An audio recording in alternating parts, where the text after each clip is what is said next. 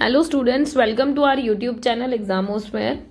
उम्मीद है बिल्कुल सब ठीक होंगे। बाकी ये हमारी पब्लिक एडमिनिस्ट्रेशन इन इंडिया की जो सीरीज चल रही है उसका आज ये लास्ट पार्ट है। मतलब 6th यूनिट का हम सेकंड पार्ट कर रहे हैं। उसके बाद ये आपका कंप्लीट हो जाएगा एंटायर सिलेबस। तो आप लोग अच्छे से इसको रिवाइज करते रहना। इससे पहले सबसे इम्पोर्टेंट बात शुरू करने से पहले कि ये एग्जामोस्फेयर का टेलीग्राम चैनल है, इसको आप लोग ज्वाइन कर लेना, शेयर भी कर देना अपने फ्रेंड्स के साथ, सो दैट कि वो भी ज्वाइन कर ले, क्योंकि यहाँ सारी अपडेट मिल जाती है आपको। इसके अलावा प्लेलिस्ट डिस्क्रिप्शन में मिल जाएगी पबएड की। एंड एक और प्लेलिस्ट चल रही है हमारी, प्लेलिस्ट कह रही हूँ, सीरीज चल रही है ना, constitutional value and fundamental duties की, तो वो देख लेना। इसके अलावा लाइक शेयर एंड सब्सक्राइब कर देना, क्योंकि एग्जाम टाइम है तो बहुत सारे स्टूडेंट परेशान होंगे लास्ट मोमेंट पे पढ़ने के लिए। सो वो लोग इस वीडियो को आराम से देख के अपना प्रिपेयर कर पाए। बाकी सब्सक्राइबर्स का 1000 का टारगेट है, सो उम्मीद है आप लोग जल्दी पूरा करा देंगे, है ना। शुरू करते हैं फिर unit 6, issues and debates in Indian administration, भारतीय प्रशासन में मुद्दे और बहस। तो अब कुछ कुछ चीजें हैं देखो जो हमारी चल रही थी इसमें, मतलब हमने कुछ कुछ चीजें कंप्लीट कर ली थी, अब उसी को ही कंटिन्यू कर रहे हैं अपने सेकेंड पार्ट में। तो वो देखते हैं। जैसे हमारा जो टॉपिक है सिटीजन चार्टर, उसको शुरू करते हैं। तो इसको हिंदी में बोल देते हैं नागरिक चार्टर। देखो एक बात समझ लो कि ये जो नागरिक चार्टर है या फिर सिटीजन चार्टर है ना, ये एक डॉक्यूमेंट है, ठीक है। कोई एग्रीमेंट वगैरह या कुछ वैसा वो नहीं है, एक डॉक्यूमेंट है जिसमें क्या बोला गया है कि जितनी भी आपकी गवर्नमेंट की ऑर्गेनाइजेशन है वो अपनी कमिटमेंट देती हैं। किसको कमिटमेंट दे रही है? सिटीजन को। मतलब हम सबको कमिटमेंट मिल रही है as a citizen of India कि आप जिस देश के नागरिक हो वहां पर कुछ कुछ चीजें फॉलो होनी चाहिए किसी भी कीमत पे। जैसे सर्विस स्टैंडर्ड अच्छे होने चाहिए। कहने का मतलब ये है कि जब आप कोई भी मतलब सर्विस ले रहे हो, है ना, मतलब सेवा जो मानक है वो बढ़िया हो, कि आप क्वालिटी वाली चीजें दे रहे हो, इन्फॉर्मेशन प्रॉपर मिले लोगों को, फ्रीडम ऑफ चॉइस, मतलब आपको पता होना चाहिए कि हाँ भाई चलो सूचना मिल रही है, पसंद और परामर्श की स्वतंत्रता, कि आपको जो चूज करना है अपने अकॉर्डिंग आप चूज कर सकते हो, परामर्श कर सकते हो, कंसल्टेशन कर सकते हो। एक्सेसिबिलिटी, मतलब आपकी पहुंच की हर किसी की पहुंच हो, चाहे सरकार तक पहुंचने की बात हो रही हो, चाहे आपकी सर्विसेज तक पहुंचने की बात हो रही हो, मतलब ऐसे प्रोसेस फॉलो किए जा रहे हो कि हर कोई उस चीज को अवेल कर पाए, ये बेनिफिट उठा पाए। इसके अलावा नॉन डिस्क्रिमिनेशन, कैसी भी सर्विस होगी, कुछ भी होगा, सरकार अपनी साइड से कोई भेदभाव नहीं करेगी, राइट। इसके अलावा ग्रेवियांस रिड्रेस, आपको पता है कि शिकायत निवारण, कि अगर कोई भी प्रॉब्लम है तो आप शिकायत कर सकते हो, उसका सोल्यूशन भी निकाला जाएगा, ठीक है। Courtesy and value for money, ठीक है, मतलब शिष्टाचार और पैसे के मूल्य के संदर्भ में, मतलब जितने भी आपको लगता है कि हाँ भाई अगर गवर्नमेंट कह रही है कि हमने किसी सर्विस पे पर्टिकुलर इतना खर्च किया, ये किया वो किया, सो उस चीज को सच में वैल्यू करना। मतलब ऐसा ना हो कि आपने सिर्फ कागजों पे दिखाया, हकीकत में उतना खर्च नहीं किया, या फिर ऐसा हो सकता है कि सरकार ने अपनी साइड से कर दिया पर जो आगे कैरी फॉरवर्ड करने वाले लोग हैं उस पॉलिसी को, वो लोग गड़बड़ ना करते हैं, समझ रहे हो। तो ये सारी चीजें इसमें फॉलो अप होती हैं कि सरकार की, देखो इन शॉर्ट समझाऊं ना, सिटीजन चार्टर एक ऐसा डॉक्यूमेंट है जिसमें आप क्या करते हो कि अपनी प्रतिबद्धता बताते हो कि हम अपने नागरिकों को ये सारी फैसिलिटीज देने वाले हैं कि उनको सफर ना करना पड़े, उनको दिक्कत ना हो, ठीक है।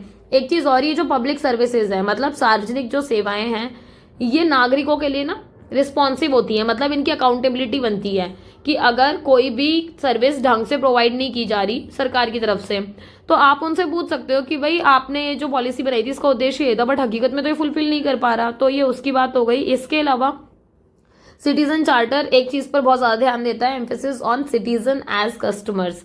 वो कह रहे हैं ये जो नागरिक है ना, ये हमारे ग्राहक ही तो है ना एक तरीके से। देखो आप कोई भी नॉर्मल किसी शॉप पे जाते हो, एक रिलेशन बिल्ड हो जाता है ना जब हम किसी शॉप से रेगुलर सामान खरीदते हैं कि हाँ भाई हमारे कस्टमर हैं, लोग कस्टमर को बहुत वैल्यू करते हैं। तो सेम विद गवर्नमेंट की, गवर्नमेंट ने जो सर्विसेज बनाई उसको अवेल करने के लिए, या वो बेनिफिट्स आप तक पहुंचाने के लिए, या फिर आप ही वहां से कुछ बेनिफिट उठाना चाहो या कोई भी सर्विसेज को यूज करना चाहो, तो एक रिलेशन बन जाता है ना। तो ये वही कह रहे हैं कि ये वैसा ही रिलेशन है एग्जैक्ट जैसा कि हमारा एज अ कस्टमर होता है, ठीक है।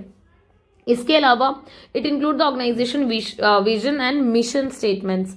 वो ये कह रहे हैं कि ये ऐसा संगठन है, मतलब इसमें क्या किया जाता है, दृष्टिकोण, मिशन, ये सारी चीजें शामिल की जाती हैं कि आप ये कोशिश करोगे कि हाँ भाई आपने जो भी उद्देश्य से कोई पॉलिसी बनाई, आप उसके डिजायर जो रिजल्ट्स हैं वो ले पाओ, है ना। जो भी आउटकम आपने सोचे थे कि हाँ भाई मैं एक सामान्य कार्य योजना तैयार कर रही हूँ या कर रहा हूँ, जर्नल प्लान बनाया आपने, प्लान ऑफ एक्शन। अब आपको देखना है कि ये जो प्लान ऑफ एक्शन बनाया क्या वो सच में वो डिजायर्ड रिजल्ट दे रहा है, डिजायर्ड आउटकम्स आ रहे हैं, तो यहाँ उसकी बात हो रही है। इसके अलावा इसका बेसिक ऑब्जेक्टिव क्या है, ये हम सबको अब तक समझ में आ गया होगा कि जब आप अपने सिटीजन्स को सारी अच्छी क्वालिटी वाली सर्विसेज प्रोवाइड कर रहे हो, अकाउंटेबिलिटी की बात कर रहे हो, तो ऐसे में क्या होता है, आपका जो नागरिक है ना वो सशक्त होता है, मतलब एम्पावर कर रहे हो आप अपने सिटीजन्स को, किसके through? Through delivery of public services, कि आप नागरिकों को सशक्त बना रहे हो सार्वजनिक सेवाओं का वितरण करके, कि हर किसी तक ढंग से वो सेवाएं जा पा रही हैं। ठीक है, अब देखो देखा जाए तो इसकी शुरुआत कब हुई, कैसे क्या हुआ, तो ये भी जानना थोड़ा सा जरूरी है ना, तो इसकी तरफ ध्यान देते हैं। यूके में, यूके मतलब आपको पता है यूनाइटेड किंगडम है ना, ब्रिटेन की बात हो रही है बेसिकली, तो कंजर्वेटिव गवर्नमेंट थी वहां पे, है ना, वहां पर जॉन मेजर थे, उन्होंने पहली बार इसको इंट्रोड्यूस किया। ठीक है, और उनके मन में आइडिया आया कि हाँ भाई हमें इस चीज को फॉलो करना चाहिए, तो यूके में 1991 में, ठीक है, यूके से उत्तराखंड मत समझ लेना, पहले ही बता रही हूँ, है ना, वरना बहुत मार पड़ जाएगी, उत्तराखंड नहीं है ये, यूनाइटेड किंगडम है। ओके, सो 1991 में कंजर्वेटिव गवर्नमेंट ने इसको इंट्रोड्यूस किया, और उनका एक ही इंटेंशन था। क्या इंटेंशन था? मतलब कुछ तो उद्देश्य होंगे ना उनके कि इसको क्यों लाया जाए, तो उनका इरादा यही था कि वो कंटिन्यू क्या करें, रेज करें the standard of public service, कि आप जितनी भी सार्वजनिक सेवाएं दे रहे हो, सार्वजनिक सेवाएं समझते हो ना, जो सरकार हमें देती है वो सार्वजनिक होती हैं, मतलब वो पब्लिक सर्विसेज होती हैं, है ना, तो उनको मतलब आप ढंग से अच्छी गुणवत्ता के साथ लोगों को दे पाओ। ठीक है, इसके अलावा एक चीज और है, country citizen so that they would meet their requirement and preferences. अगर आप अच्छी सर्विसेज प्रोवाइड करा रहे हो तो पहली बात तो ये आपका काम, और साथ ही साथ ये कि लोगों की रिक्वायरमेंट और प्रेफरेंस के अकॉर्डिंग काम हो, मतलब आप ऐसी पॉलिसीज बना रहे हो जो लोगों के काम की नहीं है, तो उसका क्या करेंगे, राइट। तो बहुत ज्यादा जरूरी है कि ऐसी पॉलिसी बनाओ जिससे कि जो लोगों की रिक्वायरमेंट हो वाकई में ही, कि हाँ भाई अगर हमें पता है कि हमारे यहाँ पर जो हेल्थ फैसिलिटी है वो अच्छी नहीं है या फिर बहुत महंगी है, तो लोगों की नीड होगी कि जो मिडिल क्लास फैमिली है या फिर जो बिलो पॉवर्टी लाइन वाली फैमिली है वो कम से कम अवेल कर पाए ऐसी हेल्थ सर्विसेज कि जिनके दाम ठीक ठाक हो, ज्यादा महंगा ना हो। तो आप इस तरीके के सरकारी अस्पताल, डिस्पेंसरीज खुलवाओ, क्योंकि वो नीड है, सिंपल सी है ना। तो एक एग्जाम्पल था। तो इसी तरीके से ऐसी छोटी छोटी सी चीजें हैं जो आपकी गवर्नमेंट आपको प्रोवाइड कराती है आपकी जरूरत के हिसाब से, जिससे आपकी आवश्यकता और आपकी प्राथमिकताओं को पूरा किया जा सके। ठीक है, इसके अलावा अब देखो इंडिया की बात आ रही है। देखो 1991 में यूके में शुरू हुआ है, ये बात तो हमें चलो पता लग गई। इंडिया में कब आया, क्योंकि हम तो पढ़ रहे हैं इसको, तो दैट मीन्स इंडिया में आया 1997 में। पर ऐसे ही नहीं आ गया, हुआ ये था कि भारत में जो नागरिक चार्टर है उसका शुरुआत ऐसे हुआ कि कॉन्फ्रेंस हुई थी चीफ मिनिस्टर्स की। ठीक है, चीफ मिनिस्टर दोनों ही जगह के शामिल थे, स्टेट के भी और यूनियन टेरिटरीज के भी। तो मुख्यमंत्रियों का सम्मेलन हुआ और उस सम्मेलन में इस चीज को, ये जो सिटीजन चार्टर डॉक्यूमेंट है उसको एक्सेप्ट किया गया कि हाँ भाई ये हमें भी होना चाहिए। इसके अलावा ये देख लो मई 1997 में इसको एक्सेप्ट किया। सिटीजन चार्टर में क्या क्या प्रावधान शामिल किए गए हैं ना, कुछ कुछ प्रोविजन को इंक्लूड किया गया। सबसे बड़ी बात क्या कि ये जो कंज्यूमर की बात हो रही है या सिटीजन ऑर्गेनाइजेशन की बात हो रही है कि भाई न्यूट्रल रिव्यू किया जाएगा इसको, पहली बात। ठीक है, दूसरी बात क्या है, सर्विस स्टैंडर्ड जो सेवा मानक है उनका बड़ा ध्यान रखा जाएगा। Amount of time that consumers में एंटिसिपेट बीइंग सर्व्ड, कहने का मतलब ये कि आपने उपभोक्ताओं को जिस भी सेवाओं का लाभ देना है ना, मतलब लोग हैं जो जिनके लिए आप ये पॉलिसी बना रहे हो कि हाँ भाई मेरे लिए पॉलिसी बन रही है, तो पर्टिकुलरली वो पॉलिसी कब तक के लिए मेरे लिए, मतलब आपने 6 महीने के लिए उसको इम्प्लीमेंट किया है, साल भर के लिए, या फिर मरणोपरांत है कि हाँ भाई चलो मरने के बाद तक भी चलती रहेगी, या फिर कुछ ऐसा है कि जब तक आप रहोगे तब तक है। मतलब ऐसे बहुत सारे अलग अलग आपके दायरे हैं, तो उन सारी चीजों का बड़ा ध्यान रखा गया कि टाइम पीरियड हो इनका। ठीक है, इसके अलावा कोई प्रॉब्लम है, कोई कंप्लेन है, तो उनको रिजॉल्व करने के लिए भी तो कोई सोल्यूशन होना चाहिए ना, तो वो वाली चीज। इसके अलावा time restriction on service expectation, कि आपको पता है कि भाई एक ना रिस्ट्रिक्शन होनी चाहिए टाइम की, क्योंकि अगर टाइम की रिस्ट्रिक्शन नहीं होगी ना फिर तो हम टालते जाते हैं, तो ऐसी सर्विसेज को भी टालते जाएंगे, है ना। तो पर्टिकुलरली टाइम रिस्ट्रिक्शन होना चाहिए। इसके अलावा सिटीजन चार्टर्स में कोऑर्डिनेटेड की बात हुई कि क्या करेंगे, ये आपस में समन्वय स्थापित करेंगे, डेवलप करेंगे, विकास की तरफ काम करेंगे। ठीक है, और इनका जो डिपार्टमेंट है जो इन सारी चीजों पर वर्क करेगा वो कौन सा है, DARPG, इसकी फुल फॉर्म देख लो, department of administrative reforms and public grievance. ठीक है, तो ये इंडिया के कॉन्टेक्स्ट में था कि हमने सोचा कि भाई हम अच्छे, मतलब अच्छा सा संगठन बनाएंगे, अच्छे सेवा मानक, मतलब जो आपके सर्विस स्टैंडर्ड है उनको फुलफिल करेंगे, लोगों की जो जरूरतें हैं, है ना, जो भी उनको लगता है कि इनको इस टाइम पर जरूरत है। मान लो कि अभी कोई ऐसी प्रॉब्लम्स आ रखी है कि हमें कुछ कुछ सरकार ऐसी सुविधाएं उपलब्ध करा दे जिससे कि हमारा जीवन यापन अच्छा हो जाए, हमारा विकास की तरफ काम हो जाए, तो वो अभी की जरूरत है, टाइम की डिमांड अभी है, तो वो अभी होना चाहिए। ऐसा नहीं आप 4 साल बाद उस चीज के बारे में बात करो, क्योंकि वो निकल गया वो टाइम, तो तब जरूरत के टाइम पे आपने वो वाली चीज नहीं की तो क्या फायदा, राइट। तो इन सब चीजों का ध्यान रखना। एक चीज और है जो मैंने अभी आपको बताया ना कि ये जैसे हम दुकान पे जाते हैं और ग्राहक होता है हमारा, जो कस्टमर होता है, उनके बीच का जो संबंध है, सेम ऐसा ही है कि सर्विस प्रोवाइडर कौन है, तुम्हारी गवर्नमेंट है, और यूजर कौन है, सिटीजन है ना। तो ये चीज समझने की जरूरत है। इन दोनों के बीच में कोई भी काम चलता है तो किसके बीच में चलता है, मतलब किसके बिहाफ पर चलता है, ट्रस्ट। जैसे आप किसी शॉप पे गए तो आपको ट्रस्ट है उस बंदे पे, सेम सामान 10 दुकानों पे मिल रहा है, पर हम एक पर्टिकुलर शॉप पे जाते हैं क्योंकि हम आगे कस्टमर बन जाते हैं, उस बंदे पे ट्रस्ट होता है, नहीं यार ये बढ़िया सामान देगा, अच्छे स्टैंडर्ड की क्वालिटी देगा, राइट। तो सेम विद दिस कि आपको अपनी गवर्नमेंट पे ट्रस्ट हो जाता है कि हाँ यार ये गवर्नमेंट हमारे लिए अच्छा काम करेगी या फिर अच्छी अच्छी पॉलिसीज बनाएगी। तो ये सर्विस प्रोवाइडर गवर्नमेंट और यूजर में कौन, सिटीजन आ जाते हैं। तो कुछ कुछ मेन आपके कुछ कुछ ऐसे ना कैरेक्टरिस्टिक्स या कुछ कुछ ऐसे पॉइंट्स बता रखे उनको देख लेते हैं। जैसे किसकी बात कर रहे हैं, क्वालिटी की बात कर रहे हैं। देखो क्वालिटी मतलब गुणवत्ता, कि आपका जो स्टैंडर्ड ऑफ सर्विस है वो रेज होना चाहिए, मतलब गुणवत्ताओं में सुधार होना चाहिए, ज्यादा से ज्यादा अच्छी क्वालिटी की हो। चॉइस की बात हो रही है कि जब भी आपको लगे तो आपको विकल्प की जरूरत है, तो हमेशा उपभोक्ता जो करता है, मतलब उपभोगकर्ता मतलब हम सिटीजन एज अ यूजर, हमारे पास रेंजेस ऑफ ऑप्शन अवेलेबल होने चाहिए कि अगर मुझे पता है कि अगर ये वाली चीज मुझे समझ नहीं आ रही तो कम से कम मैं किसी दूसरे को ऑप्ट कर पाऊं, ठीक है। स्टैंडर्ड्स की बात हो रही है, मानक है ना, वो ये कह रहे हैं कि defining expectation with in a given period of time, मतलब वो इसमें एक ही चीज है कि एक समय सीमा के भीतर क्या उम्मीद की जा सकती है, उसकी बात हो रही है। तो वो स्टैंडर्ड पूरा करना। वैल्यू, आपको पता है मूल्य मतलब करदाताओं के पैसों के लिए, कि जो भी टैक्स पेयर टैक्स दे रहे हैं, पैसा तो नहीं सरकार उनको उड़ा दे या कहीं भी कुछ भी कर दे, नहीं, उनको पता है कि उसी पैसे का यूज करके क्या करना है, उनको जनता के लिए अच्छी अच्छी पॉलिसीज बनानी है। मतलब हम क्या करते हैं, हम सरकार को टैक्स देते हैं, सरकार उसी पैसे से ही तो पूरा देश चलाती है ना, देखा जाए तो उसकी वैल्यू बहुत होनी चाहिए। अकाउंटेबिलिटी की बात हो रही है, जवाबदेही। आपको पता है कि अगर सरकार कोई काम प्रॉपर नहीं कर पा रही तो उनकी अकाउंटेबिलिटी आपके लिए, राइट। तो कोई सर्विस के लिए भी या किसी भी रूल एंड रेगुलेशन के लिए, हर चीज के लिए अकाउंटेबिलिटी बनती है सर्विस प्रोवाइडर की, जो सर्विस दे रहा है, ठीक है। जैसे आप मान लो नॉर्मल किसी शॉप पे जाओगे, उससे पूछोगे कि भैया इसमें तो ये दिक्कत आ गई, तो वो उसकी जिम्मेदारी है क्योंकि उसकी शॉप से हमने लिया। तो सेम वे दिस की अगर कोई पॉलिसी है, कोई कुछ भी आपके कुछ ऐसे प्रोग्राम्स हैं जहां आपको लगता है, तो जो प्रोवाइडर है कौन है, गवर्नमेंट, तो आप उससे यू कैन आस्क, तो इंडिविजुअली भी और कलेक्टिवली भी, ठीक है। इसके अलावा ट्रांसपेरेंसी, पारदर्शिता, आपको पता होना चाहिए कि भाई हमारे क्या नियम, क्या प्रक्रिया, मतलब क्या rule method, system of handling complaints की क्या प्रोसेस है, आपको पता है नियम क्या है, प्रक्रिया क्या है, क्या योजनाएं हैं, उनकी बात हो रही है। इसके अलावा शिकायत निवारण में होनी चाहिए, मतलब ये जो आपने ग्रेवियांस रिड्रेसल पढ़ा ना, जिसमें आप देखते हो कि अगर कोई भी प्रॉब्लम है आप वहाँ कंप्लेन फाइल करते हो और उसका प्रॉपर अच्छे से जांच होता है, ठीक है। पार्टिसिपेटरी, इन्वॉल्व एंड कंसल्ट, सहभागी, परामर्श और उसे शामिल करना, कि जरूरत पड़ने पर आप क्या करोगे, पार्टिसिपेट करोगे और जो भी एडवाइस दी जाए या जो भी मतलब सजेशंस होंगे उनको फॉलो अप किया जाएगा। चैलेंजेस क्या क्या आते हैं, क्योंकि ऐसा तो नहीं है कोई भी चीज, वही वाली बात आ रही है, सब कुछ एब्सोल्यूट नहीं होता, तो ऐसा तो नहीं है भारत में सिटीजन चार्टर को आपने सोचा कि चलो इंप्लीमेंट करते हो तो बहुत इजीली हो गया, पूरा 100% हो गया, नहीं, कुछ कुछ चैलेंजेस भी आए हैं ना। तो कहते हैं कि citizen charters are crucial because they offer citizens more control over public service. देखो ये वाली बात सही है कि सिटीजन चार्टर ना बहुत इंपॉर्टेंट है, क्योंकि ये क्या कर रहा है, जो नागरिक है, मतलब जो हम है, हम सिटीजन है ना, तो हमें पूरा पूरा नियंत्रण दे रहा है किसका, सार्वजनिक सेवाओं का। मतलब ये जितनी भी पब्लिक सर्विसेज हैं इनको हम अच्छे से कंट्रोल कर सकते हैं, क्योंकि हमें पता है कि अगर कोई भी काम सही से नहीं हो रहा, हम तुरंत क्वेश्चन उठाएंगे, है ना, तुरंत उनकी अकाउंटेबिलिटी मांग लेंगे उनसे। तो अब ऐसे में क्या होता है, जब आपके हाथ में सब कुछ होता है तो अकाउंटेबिलिटी इंप्रूव होती है, क्योंकि सबको पता है कि जो भी प्रोवाइड कर रहा है पब्लिक सर्विस, जनता कल को पूछ लेगी तो जवाब देना पड़ जाएगा, तो वो उस हिसाब से काम करेगा।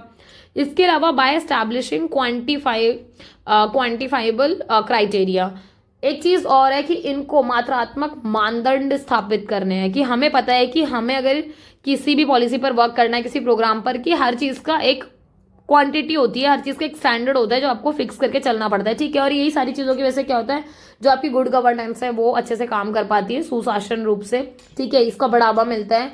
इसके अलावा आपकी इफेक्टिवनेस बढ़ती है, जो भी आपके संगठन काम कर रहे हैं आपके साथ मिलकर या आपके लिए, उनकी प्रभावशीलता बढ़ती है, कि लोगों को समझ में आता है कि यार ये संगठन हमारे लिए काम कर रहा है, ये सिटीजन ओरिएंटेड है। ये वर्ड समझ रहे हो, बड़ा भारी भरकम वर्ड है सिटीजन ओरिएंटेड, मतलब जहां पर नागरिकों को ध्यान में रखकर सब काम किया जाता है, ठीक है। इसके अलावा क्वालिटी ऑफ सर्विस प्रोवाइडर की बात आ रही है कि भाई गुणवत्ताओं में, मतलब जो भी सेवाएं वगैरह दी गई हैं उनमें वो प्रदान करने की बात होती है। ट्रांसपेरेंसी आती है, ओपननेस आती है, हमें पता है रेज करता है ये एम्प्लॉय का जो मॉरल होता है, उनका मनोबल बढ़ाता है ना। इसके अलावा आप ये भी देखोगे कि कुछ कुछ डिसएडवांटेजेस हैं, तो अब क्या क्या चैलेंजेस हैं वो देखो एक बारी। तो उसमें है general perception is that citizen charter is seen as mere formality, मतलब एक आम धारणा बनी हुई है कि आपने पेपर पर, मतलब आपने जो पेपर बनाया है इसका बड़ा अच्छा अच्छा बनाया, सब कुछ अच्छा अच्छा दिख रहा है इसमें, राइट। बट हकीकत में जब आप बात करोगे कि इसको इम्प्लीमेंटेशन की, तो आप देखोगे एक फॉर्मेलिटी की तरह दिखता है। जो सोचकर बनाया एग्जैक्ट उस वे में ये इम्प्लीमेंट नहीं हुआ, ठीक है।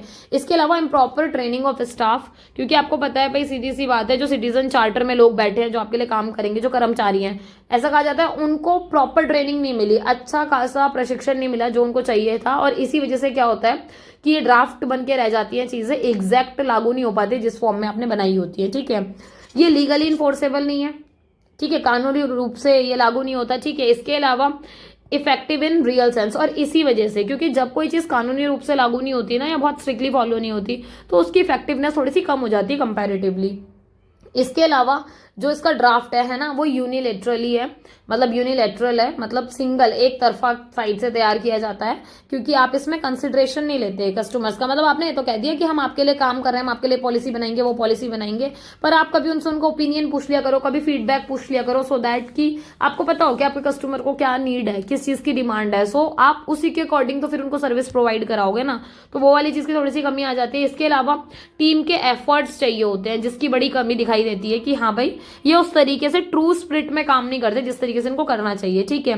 इसके अलावा there is lack of coordination and motivation, बहुत ज्यादा समन्वय और प्रेरणा की कमी हो जाती है, क्योंकि लोग आपस में कोऑर्डिनेट नहीं करते, मोटिवेशन नहीं आता कि हाँ चलो ठीक है हमें इस पे काम करना चाहिए। नेक्स्ट टॉपिक है आपका relationship between political executive and permanent executive. अब देखो एक चीज, पॉलिटिकल और परमानेंट सबसे बेसिक चीज है मतलब इसके ना वर्ड से ही समझ जाओगे, एक ही बार में समझाऊंगी, आराम से समझ बैठ जाएगा। हिंदी वाले स्टूडेंट देख लो, इसको बोलते हैं राजनीतिक कार्यपालिका और स्थायी कार्यपालिका। अब देखो है तो दोनों ही कार्यपालिका, पर ये राजनीतिक और ये स्थायी या फिर पॉलिटिकल और परमानेंट का क्या माजरा है। सिंपल सी बात है, पॉलिटिकल की बात कर रहे हैं तो आपके दिमाग में हमेशा एक छवि बन जानी चाहिए नेता की, है ना, कि जो भी हमारे लीडर्स हैं उसकी बात हो रही है, ठीक है। और जब हम परमानेंट की बात कर रहे हैं तो यहाँ हमारी किसकी बात हो रही है, जो हमारे कौन होते हैं, ब्यूरोक्रेट्स होते हैं, है ना, जो हमारे सिविल सर्विसेज के सिविल सर्वेंट्स होते हैं उनकी बात हो रही है, ठीक है। तो इस चीज का थोड़ा सा ध्यान रखना कि परमानेंट वो होते हैं, वो कभी नहीं जाते, जबकि ये जो पॉलिटिकल वाले हैं तो आपके लीडर से हर 5 साल बाद चेंज हो जाते हैं, ठीक है, क्योंकि इनके इलेक्शन होते हैं। सो एक बेसिक चीज की गवर्नमेंट कह रही हूँ, आपकी गवर्नमेंट कितनी भी हो, मतलब अलग अलग टाइप की आपकी गवर्नमेंट है, रूल करने वाली, है ना, अलग अलग कंट्री में, तो जो गवर्नमेंट है ना वो आपके लिए जब काम करती है, देखो हम यहाँ ना डेमोक्रेटिक गवर्नमेंट की बात कर रहे हैं बेसिकली, है ना, या फिर आपका कुछ ऐसा सिस्टम किसी भी गवर्नमेंट का जो आपकी भलाई के लिए कार्य करता हो, राइट। तो जैसे इसमें एग्जांपल दे रखा है कि government all around the world में जितनी भी गवर्नमेंट हैं जो यूनिटरी हैं या फिर फेडरल डेमोक्रेसी पर वर्क करती हैं, वो ऑर्गन ऑफ गवर्नमेंट के साथ काम करते हैं, क्योंकि कुछ सरकार के अंग होते हैं। ऐसा कभी नहीं होता कि एक पर्सन है गवर्नमेंट के नाम पर और यही सारा देश चला रहा है ना, ऐसा कभी नहीं होगा। हम सबको पता है कि भाई कुछ ऑर्गन होते हैं जो काम करते हैं, इनके हाथ निकले हुए हैं, ठीक है, ये सारे हाथ निकले हुए हैं जो मिलकर क्या कर रहे हैं, काम कर रहे हैं, ठीक है, और हर एग्जिस्टिंग लेवल पर है। 3 ऑर्गन है जिनको हम पढ़ते हैं और ये सब आप लोग को पहले से ही पता होगा, मतलब इतना तो मेरे को पता है कि मेरे बच्चों को इतना तो पता ही होगा। तो इसके 3 अंग है, कार्यपालिका, विधायिका, न्यायपालिका, मतलब एग्जीक्यूटिव, लेजिस्लेचर एंड जुडिशरी, ठीक है। ये 3 मिलकर काम करते हैं और ये तीनों ही मिलकर पूरा देश चला रहे हैं। और इसमें सबसे मेजर जो भूमिका होती है वो है चेक एंड बैलेंस की, कि टाइम पर जांच और संतुलन की प्रणाली वर्क करती है, क्योंकि ये चीज देखनी बहुत जरूरी है कि आप सब अपना काम ठीक से कर रहे हैं नहीं कर रहे हैं, मतलब ये जो अंग है एक दूसरे काम में इंटरफेयर तो नहीं हो रहा है या फिर दिखाने के लिए काम कर रहे हैं, सच में हो रहा है, सारी चीजें, ठीक है। इसके अलावा ये इंश्योर करता है smooth functioning of all organs. भाई सीधी सी बात है, एक बात बताओ, अगर सिस्टम ऑफ बैलेंस नहीं होगा, कोई चेक एंड बैलेंस करने वाला नहीं होगा, या फिर ये पॉलिसी नहीं होगी, ये रूल रेगुलेशन नहीं होगा, तो कोई काम करेगा ही नहीं। और जब हमें पता है कि हमारे ऊपर एक डर बना रहेगा कि हाँ भाई चेक हो सकता है, बैलेंस मेंटेन करना है हमें, तो काम बहुत स्मूथली चलेगा, क्योंकि हर बंदा अपने तरफ से अपना बेस्ट देगा। जो एग्जीक्यूटिव ऑर्गन है ना गवर्नमेंट का, उसका मतलब मेन चीज क्या है उनकी, कि वो केंद्र बनाता है, क्योंकि ये मेन ऑर्गन जो है वो आपके सेंट्रल गवर्नमेंट में है, ठीक है।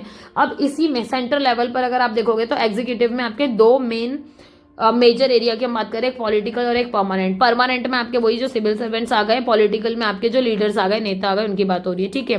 Political executive consist of the elected representative, वही वाली बात हो गई जो पॉलिटिकल है। भाई सीधी सी बात है, नेता की बात करी तो नेता ही तो चुन के आएंगे ना, तो इलेक्टेड रिप्रेजेंटेटिव कौन होते हैं, आपके लीडर, तो यहाँ उसकी बात हो रही है, और वही क्या करते हैं, आपकी गवर्नमेंट बनाते हैं। जैसे इसमें हेड ऑफ द गवर्नमेंट का नाम दे रखा है prime minister and council of minister. तो इससे पता चलता है कि ये पॉलिटिकल एग्जीक्यूटिव है, जहां पर पीएम की बात आ रही है, काउंसिल्स की बात आ रही है, क्योंकि ये इलेक्टेड रिप्रेजेंटेटिव हैं, चुने हुए निर्वाचित प्रतिनिधि हैं ये, जिनको हम सबने चुना है, और हम सबने चुना, फिर इनकी मेजोरिटी साबित हुई और इन्होंने सरकार बनाई, समझ रहे हो। और सरकार बनाते टाइम जो मेजर, जो मेन आपके मुख्य होते हैं, प्रधानमंत्री, मंत्री परिषद, इनकी बात हो रही है, ठीक है।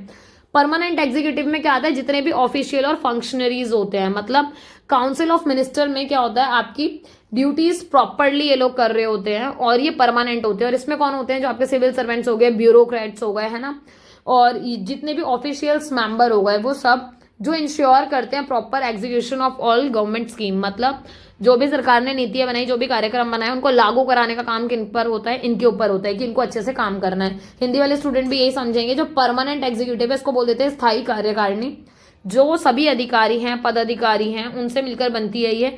और उसमें भी मेजरली सिविल सेवक हो गए, नौकरशाह हो गए, जितने बड़े बड़े अधिकारी हो गए, वो शामिल होते हैं, क्योंकि उनका काम ही यही होता है कि सरकार ने जो योजनाएं बनाई है उनका क्या करना है, अच्छे से इम्प्लीमेंटेशन, अच्छे से उनका लागू कराना सुनिश्चित करना है, ठीक है।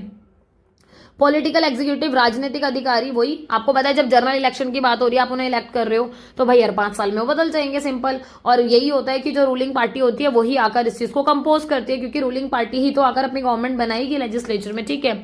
ये परमानेंट नहीं होते भाई। एक बात बताओ, जब मैं बार बार कह रही हूँ कि ये 5 साल में बदल जाते हैं, हर 5 साल में इनके इलेक्शन होते हैं, परमानेंट कैसे हो जाएंगे, तो इस चीज को तो हमें पता ही होना चाहिए कि भाई ये परमानेंट नहीं होंगे किसी भी कीमत में, है ना। और यहाँ ये क्या होता है, लोगों की चॉइस के आधार पर बदलते रहते हैं, कि आज लोगों को कोई और सरकार समझ में आ रही है, अगले 5 साल बाद कोई और आ सकती है, सिंपल, ठीक है। इसके अलावा जो परमानेंट एग्जीक्यूटिव है वो इलेक्टेड नहीं होते, क्योंकि इलेक्टेड कौन से थे, अभी हमने पढ़े पॉलिटिकल वाले, है ना। परमानेंट वाले तो भाई परमानेंट रहेंगे, इनको कोई इलेक्ट नहीं करने वाला, सिंपल, ठीक है। इनका पूरा टेन्योर होता है, पर भाई आपको एक प्रॉपर पेपर क्लियर करना है, मतलब एक पूरा process you have to follow, दोनों में ही, परमानेंट में भी और पॉलिटिकल में भी। पर पॉलिटिकल का क्या है, हर 5 साल में इलेक्शन होंगे और आप उस तरीके से उनको चूज करोगे।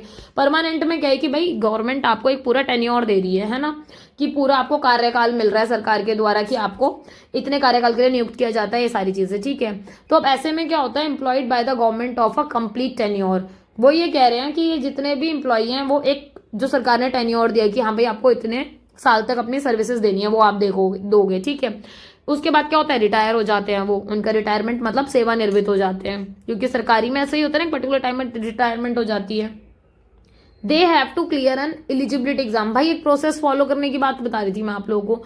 सीधी सी बात है भाई, अगर आपको सिविल सर्विसेज में जाना है या ब्यूरोक्रेट्स बनना है, एक क्राइटेरिया जो फॉलो करना पड़ेगा, तो भाई आपको एलिजिबिलिटी ऑफ एग्जाम को क्रॉस करना है पूरा। वो जो यूपीएससी वाला है, यूनियन पब्लिक सर्विस कमीशन, आप उसको पूरा क्रॉस करके जो पूरा A to Z, मतलब प्री मेंस इंटरव्यू तक जाकर आप फिर एक सिविल सर्वेंट बनते हो। और आपका काम क्या होता है वही, कि आप सर्व करोगे अपने नेशन को, आप एज अ गवर्नमेंट अपनी सरकार के साथ मिलकर काम करोगे। तो जो भी रूलिंग पार्टी होती है उस टाइम पर आप उनके साथ मिलकर काम करते हो, ठीक है। वो हेल्प करते हैं एग्जीक्यूट करने में, कि इनका काम ही यही है कि ये क्या करेंगे, जो राजनीतिक कार्यपालिका द्वारा जो भी निर्णय लिए गए हैं ना, उनको निष्पादित करने में मदद करते हैं, कि उनको क्या करेंगे, लागू करा पाए, एग्जीक्यूट करा पाए, ठीक है। इसके अलावा बाय द पॉलिटिकल एग्जीक्यूटिव के द्वारा ये चीज होती है।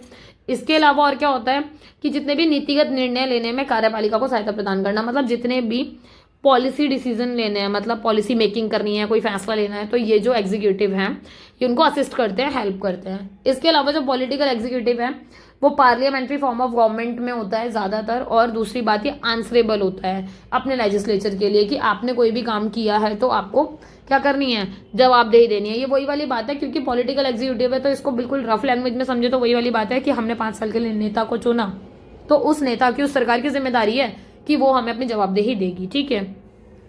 परमानेंट एग्जीक्यूटिव का बहुत मेजर रोल रहता है, क्योंकि आपको पता है कि चाहे कुछ भी हो जाए, ये मतलब इतनी बड़ी भूमिका निभाते हैं कि ये किसी भी काम को ना नजरअंदाज नहीं कर सकते। इनको जो मुख्य काम करना होता है ना, वो सामने आके नहीं करना होता, पीछे से करना होता है। मतलब इनका पूरा काम चलता है बैकग्राउंड में, बिहाइंड द सीन चलता है इनका जो काम है, इनकी जो भूमिका है। सामने किसकी रहेगी, पॉलिटिकल एग्जीक्यूटिव की। पॉलिटिकल एग्जीक्यूटिव को दिखाएंगे सामने। और हकीकत तो बात यह है कि जो पॉलिटिकल एग्जीक्यूटिव है कभी अकेले काम ही नहीं कर सकता, उसको हमेशा बैकडोर से परमानेंट एग्जीक्यूटिव की हेल्प की जरूरत पड़ती है, क्योंकि वो सोलो तरीके से कभी पॉलिसी डिसीजन पॉलिसी मेकिंग नहीं कर पाएंगे, डिसीजन मेकिंग नहीं कर पाएंगे। इसके लिए बहुत जरूरी है कि उनको परमानेंट एग्जीक्यूटिव की साइड से कुछ एडवाइजेज मिले, कुछ हेल्प मिले, ठीक है। और वेराइटी ऑफ रीजंस की वजह से सारी चीजें होती हैं, ठीक है। कुछ केसेस ऐसे हैं पॉलिटिकल एग्जीक्यूटिव में lack the skill and experience to analyse trend. अब सीधी सी बात है यार, पॉलिटिकल जो एग्जीक्यूटिव होते हैं, जो हमारे नेता होते हैं, आपको पता है आपने उनका कोई क्राइटेरिया सेट नहीं कर रखा कि भाई आपका ये क्राइटेरिया है, आपको ये फुलफिल करना है, अगर ये फुलफिल करते हो तो आप नेता बनते हो। नहीं, पढ़ाई लिखाई का कोई दायरा ही नहीं है, कुछ नहीं है, सिंपल है ना।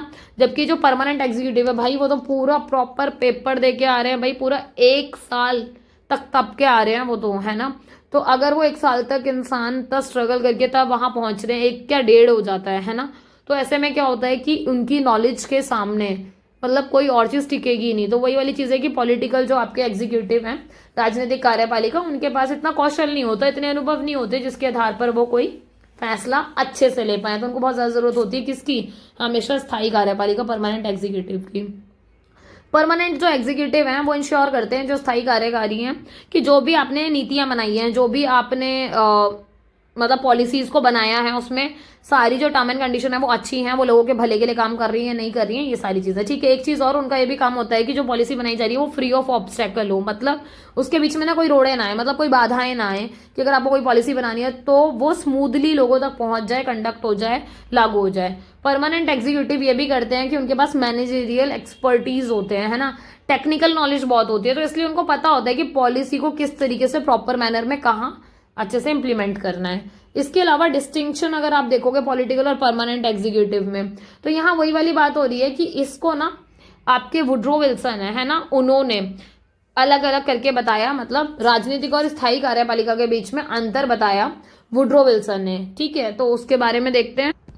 वुड्रो विल्सन का ना एक आर्टिकल था, इंपॉर्टेंट है, कई बार कॉम्पिटेटिव एग्जाम्स में पूछा जाता है, सो आप ऐसे भी इसको ध्यान रख सकते हैं। बाकी आप अपने आंसर में लिखोगे तो वो तो अच्छा होगा ही होगा, है ना। द स्टडी ऑफ एडमिनिस्ट्रेशन 1887 में इन्होंने इसको लिखा, और जिसमें इन्होंने इसको मतलब इसका जो डिफरेंस है ना, किसका, राजनीतिक और स्थायी का, परमानेंट और पॉलिटिकल एग्जीक्यूटिव का, वो उन्होंने बताया। उनके अकॉर्डिंग क्या है कि जो पॉलिटिकल एग्जीक्यूटिव होते हैं ना भाई, उनके पास क्या होता है, in charge of formulation of policy, मतलब जो राजनीतिक कार्यपालिका है वो नीति निर्माण का प्रभारी है, कि भाई नीति निर्माण कि जो भी पॉलिसी बनानी है उनको, वो उनका प्रभारी होगा, उसको बनानी है, ठीक है। जबकि टास्क ऑफ परमानेंट एग्जीक्यूटिव, जो परमानेंट बंदा है वो क्या करेगा, वो ये देखेगा कि भाई जो भी आपने नीतियां बनाई हैं, है ना, उससे रिलेटेड जितने भी वो पॉलिसीज को क्रिएट कर सकता है उन नीतियों को लागू करने के लिए, वो उसका काम है। तो बेसिकली इसको बोलते हैं dichotomy of policy and administration, कि एडमिनिस्ट्रेशन उसको लागू करा रहा है, पॉलिसी बनाने वाले पॉलिसी बना रहे हैं। और हकीकत बात यही है कि जब आपकी नीतियां बनती हैं तो प्रशासन अच्छे से उसको लागू कराने पर ध्यान देता है ना। तो ये वाला टॉपिक। और एक चीज को और ध्यान रखना कि ये जो परमानेंट एग्जीक्यूटिव है वो पॉलिटिकल एग्जीक्यूटिव की जो बातें होती है, जो पॉलिसी होती है, उनको कंसीडर करते ही करते हैं, क्योंकि उनको करना पड़ता है उनकी, मतलब तभी कहते हैं ना कि जो नेता ने बोल दिया उनकी बातों को कंसीडर आपको करना ही पड़ जाएगा, या फिर उनकी पॉलिसीज को कंसीडर करना पड़ेगा, ठीक है। Policy is suppose to be main function of the political executive. जो पॉलिटिकल एग्जीक्यूटिव होते हैं यार, उनका मेन फंक्शन जो होता है ना, वो यही होता है नीतियों का निर्माण करना, क्योंकि वो ऐसी नीतियां बनाए ताकि लोग ज्यादा से ज्यादा मतलब लोगों का भला हो। सिंपल सी बात है। एक अगर ना बहुत बेसिक बात करी जाए तो आप सरकार को चुन रहे हो इसलिए कि वो हमारे ऊपर कुछ कुछ जो भी बेनिफिट दे सके, या फिर हमारे लिए जो सुविधाएं क्रिएट कर सके, विकास में हेल्प कर सके, ठीक है। तो ये सारी चीजें हो रही हैं कि हम उनके ऊपर है, हमारी पूरी रिस्पॉन्सिबिलिटी है उनके ऊपर, एक पर्सन के ऊपर जिसको हमने चुना, राइट। तो अब उनका भी काम है कि वो ऐसी ऐसी पॉलिसी बनाए, ऐसी ऐसी नीतियां बनाए, ऐसे कार्यक्रम बनाए जिससे लोगों को भला हो ज्यादा से ज्यादा, सिंपल, ठीक है। इसके अलावा ये जो डाइकॉटमी आपको पता है, इसको काफी सपोर्ट मिला था। एल.डी. वाइट थिंकर हैं, ठीक है, पिफनर थिंकर हैं, इन्होंने मतलब इसको सपोर्ट भी दिया। बाकी ये वाली बात भी सही है कि पूरा 100% नहीं होता तो पूरा 100% सपोर्ट भी नहीं मिला होगा, क्रिटिसिज्म भी बहुत हुआ। क्रिटिसिज्म करने वालों ने ये वाली बात कही कि बहुत डिफिकल्टी फेस होती है परमानेंट एग्जीक्यूटिव के थ्रू। जो परमानेंट जो स्थायी आपके कार्यकारी होते हैं, कार्यपालिका होते हैं, उनको क्या होता है, बहुत ज्यादा कठिनाई का सामना करना पड़ता है। क्यों? क्योंकि यहाँ पर सेपरेट फैक्ट फ्रॉम वैल्यू, मतलब आप जो फैक्ट है और जो वैल्यू है आपको उनको अलग करके काम करना पड़ता है सम टाइम। परमानेंट जो एग्जीक्यूटिव होते हैं वो ही एबल होते हैं to separate their personal value and belief from the factual process. देखो हो सकता है कि उस बंदे को पता हो, जो परमानेंट जो एग्जीक्यूटिव है, जो स्थायी कार्यकारी है, कि अगर आप कोई काम कर रहे हो, जैसे मान लो मैं हूं, अगर मैं परमानेंट एग्जीक्यूटिव में हूं, मुझे पता है कि ये वाली चीज इस तरीके से मतलब नहीं होनी चाहिए, या फिर इस तरीके से ना होके ऐसे होनी चाहिए थी मेरे अकॉर्डिंग, पर मुझे जो अपना पर्सनल बिलीफ है ना, पर्सनल जो मेरी वैल्यूज है, पर्सनल बिलीफ है, मुझे वो साइड करके क्या करना पड़ेगा, जो फैक्चुअल प्रोसेस है ना, मुझे उस पर ध्यान देना पड़ेगा, या फिर जो चीजें बोली जा रही है मुझे उसको फॉलो अप करना पड़ेगा, ठीक है। और इसकी वजह से क्या होता है कि आपको एक तरीके से प्रॉपर ड्यूटी ही आप परफॉर्म करते हो अपनी ऐसे में, ठीक है। Implementing policy they do not truly, वही वाली चीज है कि आप सिर्फ अपनी ड्यूटी के लिए, फॉर्मेलिटी के लिए, क्योंकि ये आपकी ड्यूटी है तो आपको एज इट इज वो इंप्लीमेंट करनी पड़ती है, पर हकीकत में वास्तविक रूप में अगर आपसे बोला जाएगा तो आप उसको शायद उस तरीके से परफॉर्म ना करके कोई और तरीके से करना चाहो, है ना। तो आप यहाँ पर अपनी पर्सनल थिंकिंग को, पर्सनल बिलीफ को, पर्सनल वैल्यूज को साइड करके उस अकॉर्डिंग काम करते हो, क्योंकि यहाँ पर आपको किसी और के साथ समन्वय, कोऑर्डिनेशन बिठाकर काम करना है ना, तो ये वाली बात आ जाती है, ठीक है। इसके अलावा एसेंशियल कंडीशन है परमानेंट एग्जीक्यूटिव पर to act as a neutral parties. भाई देखो, जो परमानेंट एग्जीक्यूटिव होते हैं ना, वो बिल्कुल न्यूट्रल, आप चाहे अंदर से किसी को भी मान रहे हो, हमें उससे कोई मतलब नहीं है, ठीक है। आप वोट देने जाओगे तो जिस मर्जी को दो, हमें उससे कुछ नहीं करना, पर as a permanent executive it is your responsibility कि आप किसी एक सिंगल पार्टी को सपोर्ट नहीं करोगे, समझ रहे हो, आप न्यूट्रल रहोगे। आपको कोई फर्क नहीं पड़ना चाहिए कि आगे आने वाली पार्टी अभी कौन सी है, आगे आने वाले नेक्स्ट ईयर में कौन सी होगी, नहीं। आप वहां पर जिस काम के लिए, आप सिर्फ अपना काम ईमानदारी से करेंगे, आपको अपना इंटरेस्ट नहीं दिखाना है, आपको अपना मतलब जो न्यूट्रल है ना, मतलब एक तरीके से ये कह लो तटस्थ, कि आप ये नहीं कहोगे मैं इस वाली पार्टी को सपोर्ट करता हूं, मुझे इसकी ये वाली बात अच्छी लगती है, नहीं, you need to be neutral, ठीक है। इसके अलावा राजनीतिक कार्यपालिका की बदलती प्रकृति के कारण स्थायी कार्यपालिका पक्षपात नहीं कर सकती, क्योंकि आपको पता है जो पॉलिटिकल एग्जीक्यूटिव है वो चेंजिंग है नेचर में, क्योंकि ये हर 5 साल बाद बदल सकते हैं, ठीक है, जबकि परमानेंट नहीं बदल सकते। तो आप तो टिके ही रहोगे एज अ परमानेंट, तो आपकी जिम्मेदारी है कि आप अपने आप को पार्शियल नहीं बनाओगे, आप कभी फेवरेटिज्म वाली स्थिति में नहीं जाओगे, आप कभी किसी को बायस्ड होकर सपोर्ट नहीं करोगे, समझ रहे हो। तो आप पार्शियल नहीं हो सकते, चाहे कोई भी हो जाए। इसके अलावा परमानेंट जो एग्जीक्यूटिव है उनसे एक्सपेक्ट किया जाता है टू मेंटेन देयर टास्क। कहने का मतलब ये कि जब उनके टास्क की बात हो रही है तो आप कोशिश ये करोगे कि आपको जो भी टास्क मिले हैं आप उनको पूरा पूरा करोगे किसी भी कीमत पे। और इनकी ये ड्यूटी है कि जो पॉलिटिकल एग्जीक्यूटिव है भाई वो तो लाइट में रहते हैं, मतलब उनको तो थोड़ी सी अटेंशन चाहिए, उनको चाहिए कि हाँ भाई मतलब इस तरीके से नारेबाजी हो कि हर किसी को लगे कि भाई हमारा नेता कैसा हो, फिर बंदे का नाम लेकर कि भाई बिल्कुल ऐसा ही हो, या फिर ऐसे बहुत सारी नारेबाजी हैं कि लोग ज्यादा से ज्यादा सपोर्ट करेंगे किसको, पॉलिटिकल एग्जीक्यूटिव को, क्योंकि परमानेंट एग्जीक्यूटिव को तो कोई जानता ही नहीं है ना यार। सरकार काम कर रही है तो जो फोर फ्रंट पर है ना, जो सामने बंदा है ना, जो हमारे लिए हमारे रिप्रेजेंटेटिव है, जो नेता है, हमारे लिए सिर्फ यही मैटर करता है, समझ रहे हो। जो इसके बैकग्राउंड में लोग बैठे हैं ना, ये लोग कभी दिखेंगे ही नहीं आपको, मेरे को, हम कभी ना जान पाएंगे इनको, ना हमें कुछ पता चलेगा। इसलिए बोला जाता है कि भाई जो बिहाइंड द सीन चलता है ना परमानेंट एग्जीक्यूटिव का, उनकी वैसे ज्यादा बहुत बड़ी रिस्पॉन्सिबिलिटी हो जाती है, क्योंकि इनको तो चाहिए पूरा लाइमलाइट सब कुछ, ठीक है, जबकि ये पूरे गुमनाम की तरह रहते हैं, मतलब इनका कोई वो नहीं रहता, आपको कुछ पता ही नहीं चल पाएगा कि भाई कौन है बिहाइंड द सीन, कौन से ऑफिसर बैठे हैं, कौन बंदा है, क्या काम कर रहा है, किस डिपार्टमेंट का है ना, आपको क्या मतलब है उस चीज से। आप बस ये देखो आपका नेता आपके लिए पॉलिसी बना रहा है ना, बढ़िया बना रहा है, आप डेवलपमेंट हो रहा है, खुश हो, बस बहुत है, ठीक है। नेक्स्ट है आपका जर्नलिस्ट एंड स्पेशलिस्ट, ठीक है। सामान्यज्ञ और विशेषज्ञ, कहने का मतलब ये है कि सामान्य आपको समझ में आता है कि यहाँ दो ही चीजें, जैसे आप किसी भी चीज का एग्जाम्पल ले लो, ठीक है, जैसे फॉर एग्जाम्पल हम इन जर्नल देखें तो जब आपकी ग्रेजुएशन की बात होती है ना, जब नॉर्मल बोलते हैं हम कि ग्रेजुएशन करनी है तो ग्रेजुएशन बोला मैंने अभी, ठीक है, तो यहाँ ये जर्नल बात है कि आप ग्रेजुएट होने चाहिए। बट अगर बात हो रही है स्पेशलिस्ट की, तो स्पेशलिस्ट में क्या बात आ जाएगी कि आप जैसे स्ट्रीम वाइज भी बांट लो, आर्ट्स के, साइंस के, कॉमर्स के होने चाहिए, ठीक है। या फिर अब अगर आप ये वाला एग्जांपल आर्ट्स वाले पे भी लेके देखो, साइंस पे लेके देखो, कॉमर्स पे लेकर देखो, तो वो ऐसे हो सकता है जैसे हम आर्ट्स में भी देखते हैं। तो यहाँ दो चीज होती है, बीए प्रोग्राम होता है, ठीक है, हमें पता है, और यहाँ एक ऑनर्स होता है। तो यहाँ ये स्पेशलिस्ट वाला आ जाएगा, ऑनर्स वाला, और बीए प्रोग्राम जर्नल में आ जाएगा। सेम विद डॉक्टर वाली चीज में भी होता है, जो नॉर्मल एमबीबीएस होते हैं आपके, नॉर्मल एमडी वगैरह होते हैं, एक होते हैं स्पेशलिस्ट जो ऑर्थो ही होते हैं, न्यूरो सर्जन ही होते हैं, तो वो स्पेशली हैं, वो न्यूरोलॉजी वाले ही डॉक्टर है ना। और जो ऑर्थो है वो ऑर्थो वाले डॉक्टर, वो हड्डियों को ही देखेगा, वो किसी और को नहीं देखेगा। तो ये स्पेशलिस्ट वाले क्राइटेरिया में आ जाता है। तो ये वाली चीज मतलब समझ में आ रही होगी आप लोगों को, उम्मीद है, क्योंकि बहुत सिंपल सी है, वर्ड से ही पता चल रहा है भाई, तो इतना लोड लेने की जरूरत ही नहीं है, ठीक है। इसके अलावा आपको पता है कि जो ड्यूटी ऑफ एडमिनिस्ट्रेशन है, मतलब प्रशासन के काम करने के जो कर्तव्य है, उनका काफी विस्तार हुआ है, वो बहुत कॉम्प्लिकेटेड भी हो गए हैं आज के टाइम पर और एक्सपेंड भी हो गए हैं। मतलब विस्तार भी हो गया, चीजें बढ़ भी बहुत ज्यादा गई हैं और ये जटिल भी हो गई हैं। ठीक है, टाइम के हिसाब से थोड़ी सी कॉम्प्लेक्स हो गई हैं। स्टेट परफॉर्म करता है several economic and welfare activities. वही जो आपकी राज्य है ना, वो कोशिश करेगा कि वो ऐसे कानून बनाए, ऐसी व्यवस्था बनाए रखे जिससे लोगों का ज्यादा से ज्यादा आर्थिक और कल्याणकारी गतिविधियों की तरफ ध्यान देता है वो, है ना, कि इकोनॉमिकली भी आप बहुत ज्यादा बिल्ड करो, ग्रो करो, और वेलफेयर एक्टिविटी की तरफ भी बहुत ध्यान देता है कि भाई ज्यादा से ज्यादा समाज का कल्याण हो। एक बात और है, wellbeing of physical handicap people. जब एक बात बताओ, राज्य सबके कल्याण की बात कर रहा है तो ऐसा तो नहीं है पर्टिकुलर सेक्शन की बात कर रहा है कि चलो गरीबों के लिए मैं काम करता हूँ, अमीरों के लिए तो मेरे को कोई मतलब नहीं, वो तो अपना कर लेंगे, ऐसा तो नहीं होता भी। पॉलिसी बनती है तो सबके लिए बनती है। अगर आपको पता है राइट टू वोट है तो ऐसा तो नहीं ओनली गरीब को दे रखा है, भाई आपने अमीर को भी दे रखा है, सबको इक्वली दे रखा है, राइट।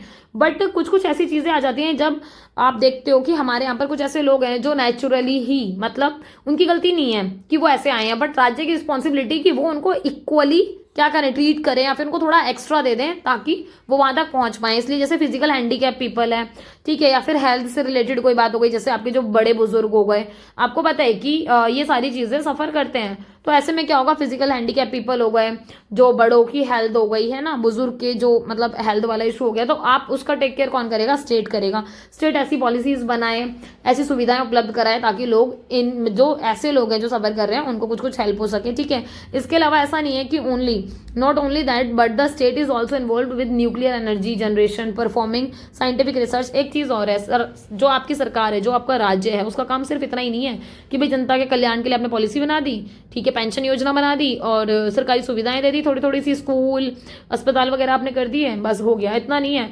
इसके अलावा और भी चीजें हैं। जो आपकी सरकार है भाई, न्यूक्लियर एनर्जी को जनरेट करने के लिए काम करती है, परफॉर्म करती है साइंटिफिक रिसर्च को, कि टाइम टाइम पर आपकी रिसर्च होनी चाहिए, ठीक है, इंट्रोड्यूस करती है टेक्नोलॉजिकल एडवांसमेंट। क्योंकि आपको पता है भाई, एक बात बताओ ना, सिंपल सी बात है, कोई भी काम करने का तरीका अगर पहले पेन पेपर पे होता था, अब टेक्नोलॉजी हाईफाई हो गई, डिजिटलाइजेशन हो गया, तो अब क्या होता है, वो पेन पेपर से हम शिफ्ट हो जाते हैं सिस्टम के ऊपर। तो एक बात बताओ, ये टेक्नोलॉजी को अडॉप्ट ही तो किया, और किसने किया, अभी गवर्नमेंट ने ही तो किया, तभी तो हम सबके पास ही धीरे धीरे आ रही है। चाहे आप किसी भी चीज में लगा लो, नॉर्मल पहले क्या होता था, आपको अटेंडेंस भी लेनी होती थी तो पहले प्रॉपर रजिस्टर पे लगती थी, आज भी लगती है, पर बहुत सारी ऐसी जगहें भी हैं, ऐसे स्कूल्स भी हैं, ऐसे गवर्नमेंट ऑर्गेनाइजेशन है जहां पर अब बायोमेट्रिक होता है, सिंपल, ठीक है, या फिर बच्चों की भी ऑनलाइन आप अटेंडेंस लगाते हो। सेम विद एग्जाम, पहले ऑफलाइन एग्जाम होते थे, ठीक है, अब ऑनलाइन एग्जाम होते हैं, सिस्टम के ऊपर कंप्यूटर पर बैठ जाओ, मस्त आपका पूरा नाम आता है, सारा डेटा आता है, बायोमेट्रिक लगता है और आपका एग्जाम चालू हो जाता है, सिंपल। तो ऐसे बहुत सारी चीजें हैं कि आप देखते हो कि टेक्नोलॉजिकल एडवांसमेंट को यूज किया गया है। Administration of any country require different category of personnel to carry out its function. देखो, चाहे देश कोई भी हो, पर देश को चलाने के लिए ना प्रशासन की आवश्यकता होती है, एडमिनिस्ट्रेशन की जरूरत होती है। तो कोई भी कंट्री होगी, उनको बहुत ज्यादा जरूरत है कि अलग अलग टाइप से काम करने के लिए हमारे पास डिफरेंट डिफरेंट कौन होने चाहिए, विभिन्न विभिन्न श्रेणियों के कर्मचारी होने चाहिए, जिससे कि वो क्या कर पाए, काम कर पाए। हिंदी वाले स्टूडेंट्स को वैसे समझ में आ गया होगा, हल्का सा बता देती हूँ। जो शारीरिक रूप से विकलांग होते हैं, जो बड़े बुजुर्ग होते हैं, उनका ध्यान रखना राज्य की ड्यूटी है, राज्य का कर्तव्य है। इसके अलावा राज्य और भी बहुत सारी चीजें करता है, परमाणु ऊर्जा का उत्पादन करता है, वैज्ञानिक अनुसंधान करता है, ठीक है, तकनीकी प्रगति की ओर ध्यान देता है और उनको ही फिर अपने यहाँ पर भी लागू करता है, ठीक है। दूसरी बात यह है कि किसी भी देश का प्रशासन देख लो, हर किसी को विभिन्न विभिन्न श्रेणियों के कर्मचारी चाहिए। ऐसा नहीं है ना ओनली एक ही एरिया का आपको स्पेशलिस्ट मिल जाए तो वो सारे काम कर देगा टू जेड, नहीं, हर काम को करने के लिए हर कोई अलग अलग होता है, तो वो चाहिए। इसके अलावा ये और ध्यान रखना, वर्टिकल और हॉरिजॉन्टल डिवीजन होता है आपका। वर्टिकल और हॉरिजॉन्टल आपको ये ऐसे समझ में आ गया होगा, एक बार मैंने किसी वीडियो में बताया भी था। कई बच्चे ना कंफ्यूज हो जाते हैं, हॉरिजॉन्टल क्या होता है, वर्टिकल क्या होता है, तो मैं एक बार और समझा देती हूँ। वर्टिकल, आप वो हिंदी में काट देखते हो, शादी के लिखा रहता है वर और वधू, है ना, तो वर आपका खड़ा रहता है, तो सिंपल ऐसे वाली लाइन जो खड़ी रहती है ना। हॉरिजॉन्टल ऐसे मतलब ऐसे मैंने उसमें ट्रिक सी बता दी थी। हॉरिजॉन्टल मतलब जो आपके हरि भगवान है वो लेटे रहते हैं, तो वो लेटी हुई लाइन अगर एक याद हो जाएगी वर से, तो हॉरिजॉन्टल तो अपने आप याद हो जानी चाहिए वैसे भी, ठीक है। तो हॉरिजॉन्टल जो डिवीजन है आपका, है ना, उसमें क्या होता है कि territorial regional level at which the personnel are located, मतलब ये कह रहे हैं हॉरिजॉन्टल में हम सब सेम लेवल वाले बंदे, मतलब अलग अलग तरीके से कनेक्टेड होते हैं एक दूसरे के साथ। जबकि वर्टिकल में क्या होता है, यहाँ पर आप फंक्शन कैसे होता है कि जो आपके टास्क वगैरह है वो ऐसे, भाई सीधी सी बात है ऐसे है, तो यहाँ पर ये टास्क आपके लेवल वाइज डिस्ट्रीब्यूट होंगे, सिंपल, ठीक है। तो और ये ग्रुप में भी अलॉट हो सकती हैं ये चीजें, तो इसके ऊपर है ये। इसके अलावा इन अ नेशन लाइक इंडिया, अगर आप इंडिया की बात करो तो यहाँ ड्यूटी ऑफ एडमिनिस्ट्रेशन, जो आपका प्रशासन है उसके कार्य अलग अलग है, मल्टीपल है। ऐसा नहीं है कि एक कार्य बना दिया प्रशासन का और वो उसी के ऊपर चलता जा रहा है, ना, ऐसा कुछ नहीं है। कि हमारे यहाँ पर जो प्रशासन के कर्तव्य हैं वो बहुत ज्यादा बढ़ चुके हैं, कई गुना बदल चुके हैं और बहुत ज्यादा जटिल हो चुके हैं, मतलब कॉम्प्लेक्स भी हैं, चेंज होते रहते हैं टाइम के हिसाब से, और मल्टीपल भी हैं कि आपको बहुत सारी चीजों को करना पड़ता है, ओनली एक पर्टिकुलर एस्पेक्ट को यू कैन नॉट कवर, ठीक है। इसके अलावा स्पेशलिस्ट और जो जर्नलिस्ट होते हैं वो एंगेज्ड होते हैं एडमिनिस्ट्रेशन में in increasing number at various level. देखो सीधी सी बात है, अगर आपको पर्टिकुलर किसी डिपार्टमेंट के लिए ही काम कराना है तो आपको ही पता होना चाहिए कि भाई उसके लिए आपको स्पेशलिस्ट बंदा चाहिए, सिंपल है ना। तो वेरियस डिपार्टमेंट है, यहाँ अलग अलग आपके विभिन्न विभाग हैं जहां पर आपके स्पेशल जो विशेषज्ञ हैं उनकी तरफ भी और जो सामान्य हैं उनकी तरफ भी ध्यान दिया जाता है अलग अलग स्तरों पे, ठीक है। इसके अलावा in multiple ministers to handle the various responsibilities in a welfare system. कहने का मतलब है विभिन्न विभागों में कई मंत्रालयों में बढ़ती संख्या में प्रशासन लगे हुए हैं, मतलब आप ये देखोगे मल्टीपल मिनिस्टर्स हैं जो हैंडल कर रहे हैं इस टाइप की रिस्पॉन्सिबिलिटी को, क्योंकि वेलफेयर, आपकी जो सरकार है डेमोक्रेटिक गवर्नमेंट है वो वेलफेयर स्टेट वाली है ना, कि आपको यहाँ करना है, आपकी जो राज्य हैं वो ज्यादा से ज्यादा जनता का कल्याण की तरफ ध्यान देंगे, तो ऐसे में फिर लोग भी तो ऐसे हों जो कल्याण की तरफ ध्यान देने में आपकी मदद कर पाए, प्रशासन ऐसा हो जो समझे उन चीजों को, ठीक है। एडमिनिस्ट्रेटर विदाउट टेक्निकल और specialised training is referred to as a generalist. अब देखो मान लो आपका एडमिनिस्ट्रेशन में कुछ ऐसे लोग हैं जो जर्नल है, इन जर्नल मतलब उनको स्पेसिफिक कुछ एरिया की जानकारी नहीं है। ये वो वाली बात हो गई कि जैसे हम आर्ट्स वाले स्टूडेंट, अगर हम बीए प्रोग्राम की बात करें तो बीए प्रोग्राम का बच्चा सब पढ़ रहा है तो उसके पास हर चीज की थोड़ी थोड़ी इन्फॉर्मेशन है, ठीक है। बट जब आए बात स्पेशलाइजेशन की कि political science honours, history honours, geography honours, तो ऐसे में क्या होगा जब ये सारे ऑनर्स हो रहे हैं तो ये स्पेशलाइजेशन है कि मेरे को पॉलिटिकल साइंस की ज्यादा नॉलेज होगी, ज्योग्राफी की नहीं होगी उतनी, पर है ना, समझ रहे हो। तो ये वो वाला एरिया है कि इंडिया में भी ऐसा ही होता है कि जब आप काम करते हो, है ना, तो आपको ये चीज पता होनी चाहिए कि हाँ भाई स्पेशलाइजेशन का अलग वर्क है और जर्नल का अलग है। तो सिंपल जैसे आईएएस है वो आपका पूरा 360 डिग्री कवर कर लेगा, ठीक है। ऐसे ही आपका ब्रिटेन की एडमिनिस्ट्रेटिव सर्विस की तरह ही काम होता है, क्योंकि हमारा तो पूरा ही जो चीजें हमने स्टार्टिंग में पढ़ी ही थी इसमें यूनिट्स में कि हमने तो कैरी फॉरवर्ड किया है। वैसे भी जर्नलिस्ट को एंटरटेन किया जाता है, जैसे सिविल सर्विसेज, अगर आपको मान लो नॉर्मल सिविल सर्वेंट बनना है, ठीक है, तो आपके जो यूपीएससी का नोटिफिकेशन भी होता है ना, आप उसमें देखोगे उसमें सिंपल लिखा रहता है बैचलर्स डिग्री होनी चाहिए। वो ये नहीं लिखते कि बैचलर डिग्री साइंस में हो, कॉमर्स में हो, आर्ट्स में हो, पर्टिकुलर इसी चीज में हो, ना, वो कहते हैं बस आपकी बैचलर डिग्री होनी चाहिए रिकॉग्नाइज्ड, मतलब ऐसी यूनिवर्सिटी से जो रिकॉग्नाइज्ड हो, ठीक है। इसके अलावा अगर आपने कहीं पर कोई ऐसा एरिया जहां पर आपने प्रीफर कर दिया कि हाँ भाई आपने ह्यूमैनिटीज में ही करी हो डिग्री, या मास्टर्स इन सोशल वर्क ही हो, आपका मास्टर्स इन आयुर्वेदा ही हो, मतलब इस तरीके से अगर आप बाइफरकेट कर देते हो कि सोशल साइंस ही चाहिए हमें, तो फिजिकल ही चाहिए, बायोलॉजिकल ही चाहिए, मैथ, मतलब ऐसे बहुत सारे एग्जाम्पल है, मेडिसिन ही चाहिए, तो ये स्पेशलाइजेशन हो गया, सीधी सी बात है, ठीक है। तो इस चीज को समझोगे।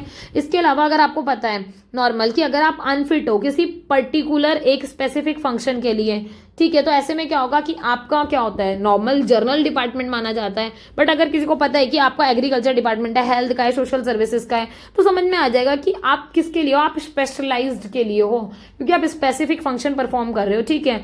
और इसकी जो क्वालिटी है वो फिर इसी के ऊपर जाती है कि आपने जिस चीज की स्पेशलिस्ट स्टडी की है, जिस चीज में आपने मतलब मेन अपना 100% दिया है, मेन निश्चित विभाग में आपने काम किया, तो आपको उसी विभाग में रखा जाएगा।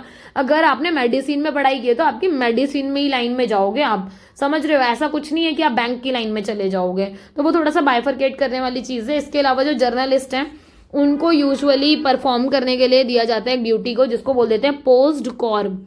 ये बहुत इंपॉर्टेंट आपका टर्म है जो हम बेसिकली पब्लिक एडमिनिस्ट्रेशन पढ़ते हैं, जब जैसे हम इंडिया के कॉन्टेक्स्ट में पढ़ रहे हैं तो हमारा सिविल सर्विसेज का थोड़ा सा एस्पेक्ट जाता है इसमें, पर आप वैसे देखते हो तो वैसे भी बहुत इंपॉर्टेंट है, ठीक है। सो इसमें इसकी फुल फॉर्म देख लो, पोस्ट कॉर्प की planning, organising, supervising, directing, coordinating, reporting and budgeting. Hindi वाले स्टूडेंट ऐसे देखेंगे इसको, इंग्लिश में पोस्ट कॉर्प भी लिख के आओगे, ठीक है, बट इसको ये जर्नल वालों के लिए, जर्नलिस्ट के लिए ध्यान रखना है, स्पेशलिस्ट के लिए नहीं है। योजना बनाने का काम होता है उनका, आयोजन करना, पर्यवेक्षण करना, निर्देशन करना, समन्वय बिठाना, रिपोर्टिंग करना, बजट बनाना, क्योंकि ये कॉमन चीजें हैं, सिंपल। पर अगर आप बात करो किसकी, स्पेशलिस्ट की, विशेषज्ञ की, तो भाई उसका क्या काम होता है, वो एक्सपर्ट होता है, सिंपल। तो वो उनकी एरिया ऑफ एक्सपर्टीज होती है कि उनका एक पर्टिकुलर एरिया होगा जहां तक वो सीमित रहेंगे, उनको सबकी नॉलेज नहीं होगी, उनको सिर्फ एक ही काम आता होगा जो वो परफेक्ट तरीके से करते हैं, समझ रहे हो। तो ये वाली चीज हो गई। और ऐसे में क्या होता है, hold the technical position in the administrative hierarchy. और ऐसे में क्या होता है, आपका पूरा पद मतलब पद अनुक्रम चलता है, हायरार्की ऐसे होती है ना आपकी, तो ये ऐसे चलती है फिर ये वाली चीज, ठीक है। तो ये वाली चीज हुई। इसके अलावा जो स्पेशलिस्ट होते हैं, जो आपके सिविल पर्सनल होते हैं, भाई आपको पता है उनके पास एक एक्सपर्टीज होती है पर्टिकुलर एरिया की, पर्टिकुलर डिसिप्लिन की, और मतलब उसी के ऊपर उन्होंने एजुकेशन की होती है, उसी के ऊपर उनका वर्क का एक्सपीरियंस होता है, सिंपल है ना। जैसे एग्जांपल दे रखे हैं, doctor of medicine, engineer, scientist, ऐसे बहुत सारे एग्जांपल हैं। तो भाई वो उसी एरिया में जा सकते हैं। अब जो इंजीनियरिंग की पढ़ाई करके कोई डॉक्टर तो नहीं बन सकता यार, मतलब ये तो आपको भी और मुझे भी, हम सबको भली भांति पता है, ठीक है। नेक्स्ट है आपका resolving the gulf between journalist and specialist. मतलब इनके बीच में कभी कभी थोड़े से क्या होती हैं, चीजें ओवरलैप हो जाती हैं, तो थोड़ा सा जो गल्फ बनाया, मतलब जो भी खाई है उसको सुलझाने की बात हो रही है। तो वो क्या है, जैसे मेन सजेशन दिया आपका एआरसी ने। एआरसी की फुल फॉर्म वैसे आप सबको पता होनी चाहिए, इसलिए मैंने एआरसी जानबूझ के लिखा है इसमें। इसका मतलब है एडमिनिस्ट्रेटिव रिफॉर्म कमीशन, है ना। तो इसने क्या किया कि इसने कोशिश की कि ये ब्रिज करेगी उस गैप को, मतलब जर्नलिस्ट और स्पेशलिस्ट के बीच में जो गैप रह जाता है ना, जो खाई रह जाती है, उसको ब्रिज करने की बात की कि आप कोशिश ये करो कि जितने भी आपके डिफरेंट डिफरेंट पोजीशन पे जो कैडर हैं, needing in depth knowledge of a particular field, मतलब आपको ऐसा होना चाहिए कि विशेष क्षेत्र के बारे में ना, मतलब ज्यादा डीप नॉलेज हो, ताकि हर पद पे जो जो बंदा बैठा है, हर मतलब कैडर पे, हर पोस्ट पर हर बंदा अपने उसकी परफेक्ट नॉलेज रखता हो, सो दैट कि ऐसा ना हो कि आप स्पेशलिस्ट होने के बाद भी आपके पास आधी अधूरी नॉलेज है, या फिर जर्नलिस्ट होने के बाद भी आपको उतना नहीं पता जितना आपको वाकई में पता होना चाहिए, ठीक है। तो इन्होंने एआरसी ने प्रपोज किया यूनिफॉर्म ग्रेडिंग स्कीम। मतलब इन्होंने कहा क्या कि एक सामान्य, है ना, समान ग्रेडिंग योजना होनी चाहिए, जिसका एम क्या होना चाहिए, to facilitate the selection procedure. मतलब जब आप चयन करते हो, है ना, लोगों का, तो वो इस तरीके से हो कि आप यूनिफॉर्म ग्रेड स्कीम को यूज कर पाओ। इसके अलावा administration does not choose journalist based on their expertise in a specific field of study. वो ये कह रहे हैं कि जब आप प्रशासन ना कभी भी ना सामान्य चीजों के लिए वो कभी भी एक्सपर्टीज को या स्पेसिफिक फील्ड को चयन नहीं करेगा, क्योंकि अगर आपको सामान्य ही चाहिए तो आप बस ये देखोगे भाई बैचलर्स हो रखी है, बस आपको फर्क नहीं पड़ेगा, चाहे वो किसी भी चीज में हो रखी हो, बैचलर्स, चाहे साइंस हो, चाहे आर्ट्स हो, कॉमर्स हो, ठीक है। बट बात आती है जब स्पेशलाइजेशन की, तब आप पर्टिकुलरली देखोगे कि भाई मुझे स्पेशली इस चीज फील्ड का बंदा चाहिए, तो तब की बात होती है। तो जर्नल में आप कभी स्पेसिफिक फील्ड नहीं देखोगे। इस चीज को सजेस्ट किया जाता है that journalist start to specialise in administration as a whole. ये वाली बात बताई जाती है या फिर सुझाव दिया जाता है कि जो जर्नली आप देखोगे तो प्रशासन में विशेषज्ञता हासिल करना शुरू कर दें। मतलब अगर आप प्रशासन का पार्ट हो तो आपको और चीजों की भी नॉलेज होनी चाहिए, ठीक है। इसके ऊपर भी बहुत सारे आर्ग्यूमेंट है जो फेवर करते हैं जर्नलिस्ट को। बहुत लोग ऐसे हैं कि नहीं, मतलब ये तो ओवरलैप हो रहा है, बहुत सारी प्रॉब्लम्स भी होती हैं। तो वो चीज आई एग्री कि आप लोगों को भी थोड़ा सा लग रहा होगा कि ओवरलैप कैसे हो रहा है, बट दैट इज ट्रू कि कुछ लोग कुछ बोलते हैं, कुछ लोग कुछ बोलते हैं। तो हम इसको एज अ व्यू पॉइंट ही अपने आंसर में मार्क कर देंगे, ठीक है। They can adapt to any department and any position at any level, have a broad view and flexible attitude and think out to make judgement on any administrative problem. देखो एक बात है, आप जर्नल कैटेगरी से हो, general category मतलब वो वाली कैटेगरी नहीं कह रही कास्ट वास्ट वाली, नहीं, मतलब आप यहाँ पर जर्नल वाले पढ़ाई के लिए हो, ठीक है, कि जर्नल पोस्ट के लिए हो, आप स्पेशली नहीं हो, स्पेशलाइजेशन वाली बात नहीं हो रही यहाँ पर।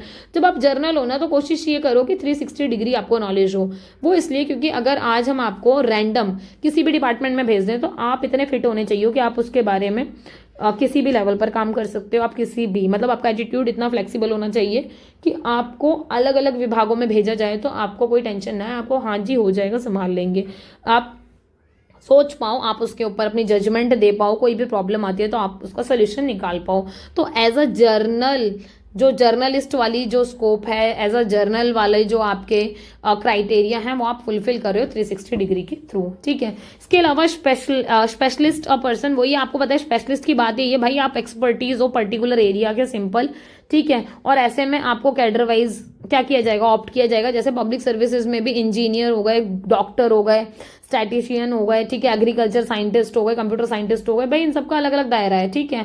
अब कंप्यूटर साइंटिस्ट को आप एग्रीकल्चर साइंटिस्ट में तो नहीं डाल सकते ना, सिंपल सी बात है। तो ये स्पेशलाइजेशन है इनका सार्वजनिक समूह के साथ कि हाँ भाई हम अलग अलग तरीके से इनकी नियुक्ति की जाती है अलग अलग पद पे। तो डॉक्टर के पद पे डॉक्टर ही जाएगा, एग्रीकल्चर वाला बंदा नहीं जाएगा, ठीक है।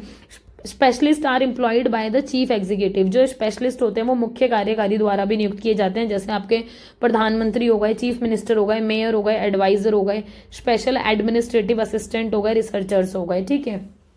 कहने का मतलब है इनको मुख्य कार्यकारी द्वारा नियुक्त किया जाता है। मुख्य कार्यकारी कौन है, ये सारे नाम है, प्रधानमंत्री, मुख्यमंत्री, महापौर, सलाहकार, विशेष प्रशासनिक सहायक, ठीक है, शोधकर्ता के रूप में, ये वाली चीज। इसके अलावा ये सब के सब ना एक लाइन एजेंसी की तरह काम करते हैं, समझ रहे हो, मतलब ये एक staff agency, they do here as a staff agency, मतलब सॉरी यहाँ इंस्टेड ऑफ फंक्शनिंग, मतलब ये लाइन एजेंसी की तरह काम ना कर कर स्टाफ एजेंसी की तरह काम करेंगे, सब एक एज अ स्टाफ काम कर रहे होते हैं, ठीक है।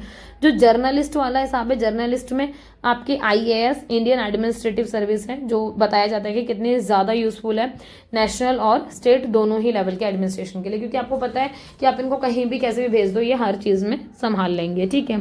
National administration has been kept aware of the need to promote relationship between various administrative sector as well as between the centre and state. अब सीधी सी बात है भाई, जो आपके नेशनल एडमिनिस्ट्रेटर है, मतलब राष्ट्रीय प्रशासन वाले लोग हैं, उनके पास ये सबसे बड़ी रिस्पॉन्सिबिलिटी होती है कि वो क्या करेंगे, लोगों को एक तो ना जागरूक बनाएंगे, ठीक है, अलग अलग प्रशासनिक क्षेत्रों के बारे में। और आपकी राज्य सरकार और केंद्र सरकार के बीच में क्या होगा, एकीकृत दृष्टिकोण को बढ़ावा देंगे, ठीक है। दूसरी बात क्या है, उनके संबंधों को अच्छा करने की तरफ ध्यान देंगे। ये बात भी बहुत जरूरी है कि जो आपके स्पेशलिस्ट हैं वो बहुत कंट्रीब्यूट करते हैं, क्योंकि स्पेशलाइजेशन वाला बंदा ही और अच्छे से बेस्ट दे पाएगा चीजें, और उभार के आएंगी और अच्छे स्टैंडर्ड के साथ आएंगी। इसके अलावा रोल इन एडमिनिस्ट्रेशन, जो आपका एडमिनिस्ट्रेशन प्रशासन का रोल है वो हमने अभी ऊपर ही पढ़ा ना, राष्ट्रीय और राज्य दोनों ही स्तर पर बहुत ज्यादा जरूरी है ना, राष्ट्रीय और राज्य दोनों ही स्तर पर प्रशासन काम करता है, चाहे विशेषज्ञ की बात हो रही हो या नॉर्मल बात हो रही हो, ठीक है। इसके अलावा इंडिया में भी ये वाली चीज है कि भारत ने विज्ञान, उद्योग, परिवहन, संचार, कृषि, शिक्षा, अन्य क्षेत्रों में काफी प्रगति की है, मतलब science, industry, transportation, communication, agriculture, education, इसी तरीके के बहुत सारे एरिया में इंडिया ने बहुत काम किया है और काफ़ी धीरे धीरे बढ़ रहा है आगे, है ना। और ये बहुत ज़्यादा इंपॉर्टेंट है कि आप जब स्पेशलाइजेशन की तरफ ध्यान दोगे तो स्पेशलाइजेशन वाला बंदा हर फील्ड में अपना बेस्ट देगा, ठीक है। और इसकी वजह से क्या होता है, आपका जो नेशन है वो ग्रो करता है, और इसके साथ साथ आपका जो एडमिनिस्ट्रेटिव फ्रेमवर्क है वो भी प्रॉपर तरीके से काम कर पाता है अपना, ठीक है। इसके अलावा it is necessary to have both in depth understanding of administrative work and specialised expertise as well as competence in organisational policy making abilities. कहने का मतलब ये है कि जब आपका एडमिनिस्ट्रेटिव, जब आपका प्रशासन कार्य करता है तो भाई उसको गहन समझ होती है, उसको विशेषताएं पता होती हैं कि हाँ वो इतना स्पेशलाइज्ड भी है, वहाँ नॉर्मल गहन समझ वाले लोग भी हैं, वहाँ सारे एक्सपर्टीज बैठे हैं और वो मिलकर इतनी अच्छी खासी संगठनात्मक रूप से काम करते हैं, पूरा संगठन बनाकर। इसके अलावा ऐसी नीतियों का निर्माण करते हैं जिससे लोगों का ज़्यादा से ज़्यादा भला हो, ठीक है। ये वाली चीज़ हो गई। अब इसके अलावा एक और आपका सब टॉपिक है gender sensitivity and gender participation. देखो ये वाली बात हम सबको पता है कि सोशली बहुत ज्यादा डिफरेंस किया जाता है सेक्स में, और ठीक है जेंडर में, जेंडर भी आप लिख सकते हो यहाँ पे, ठीक है। अब एक बात बताओ, जो सेक्स है ये तो सोसाइटी मतलब सोशली क्रिएटेड नहीं है, पर जबकि जो जेंडर है वो तो मतलब सोशली क्रिएटेड है ना, मतलब वो समाज ने बनाया है। तो ये मैन मेड जो डिफरेंस है ना, वो बहुत ज्यादा चेंज कर देता है चीजों को। और एक चीज और है कि ये सारी चीजें ना एक दूसरे से अलग अलग हो सकती हैं। जैसे आप देखोगे कि race, religion, class, social value, है ना, इनके आधार पर बहुत मतभेद वगैरह होते हैं, बहुत सारी चीजें होती हैं। पर एक कॉमन बात क्या है कि अगर आप देखोगे, जैसे नॉर्मल गर्ल्स की बात हो रही है, विमेन्स की बात हो रही है सोसाइटी में, है ना, तो ऐसे में ज्यादा जो प्रेफरेंस की जाती है, देखो इनके बिहेवियर को लेकर, इनके एटीट्यूड को लेकर ज्यादा बात की जाती है कि गर्ल्स का बिहेवियर ऐसा होना चाहिए, बॉयज का ऐसा होना चाहिए, समझ रहे हो, ठीक है। तो ये सारी चीजें कि आपका कैसा रवैया हो, कैसा व्यवहार हो समाज में, इन चीजों की तरफ ध्यान दिया जाता है। और ये सारी चीजें किसकी वजह से मतलब ट्रबल क्रिएट करती हैं, सेक्स, क्योंकि आपका जो रिलेशनशिप है बिटवीन सेक्स, यार एक बात बताओ, सिंपल सी बात है कि हम मेल हैं, फीमेल हैं, चाहे हम अदर हैं, ये हम सेक्स की वजह से हैं, ठीक है। बट जो आपने हमारे काम बाइफरकेट किए वो तो जेंडर की वजह से कर दिया ना, कि being boy you will do this, being girl you will do this, right. तो ये वाली चीज़ है। और ये जो डिफरेंस है दोनों के बीच में, फिजिकल डिफरेंस होता है, एग्री, कंप्लीटली एग्री, उसके ऊपर आपका मेरा कोई कंट्रोल नहीं है।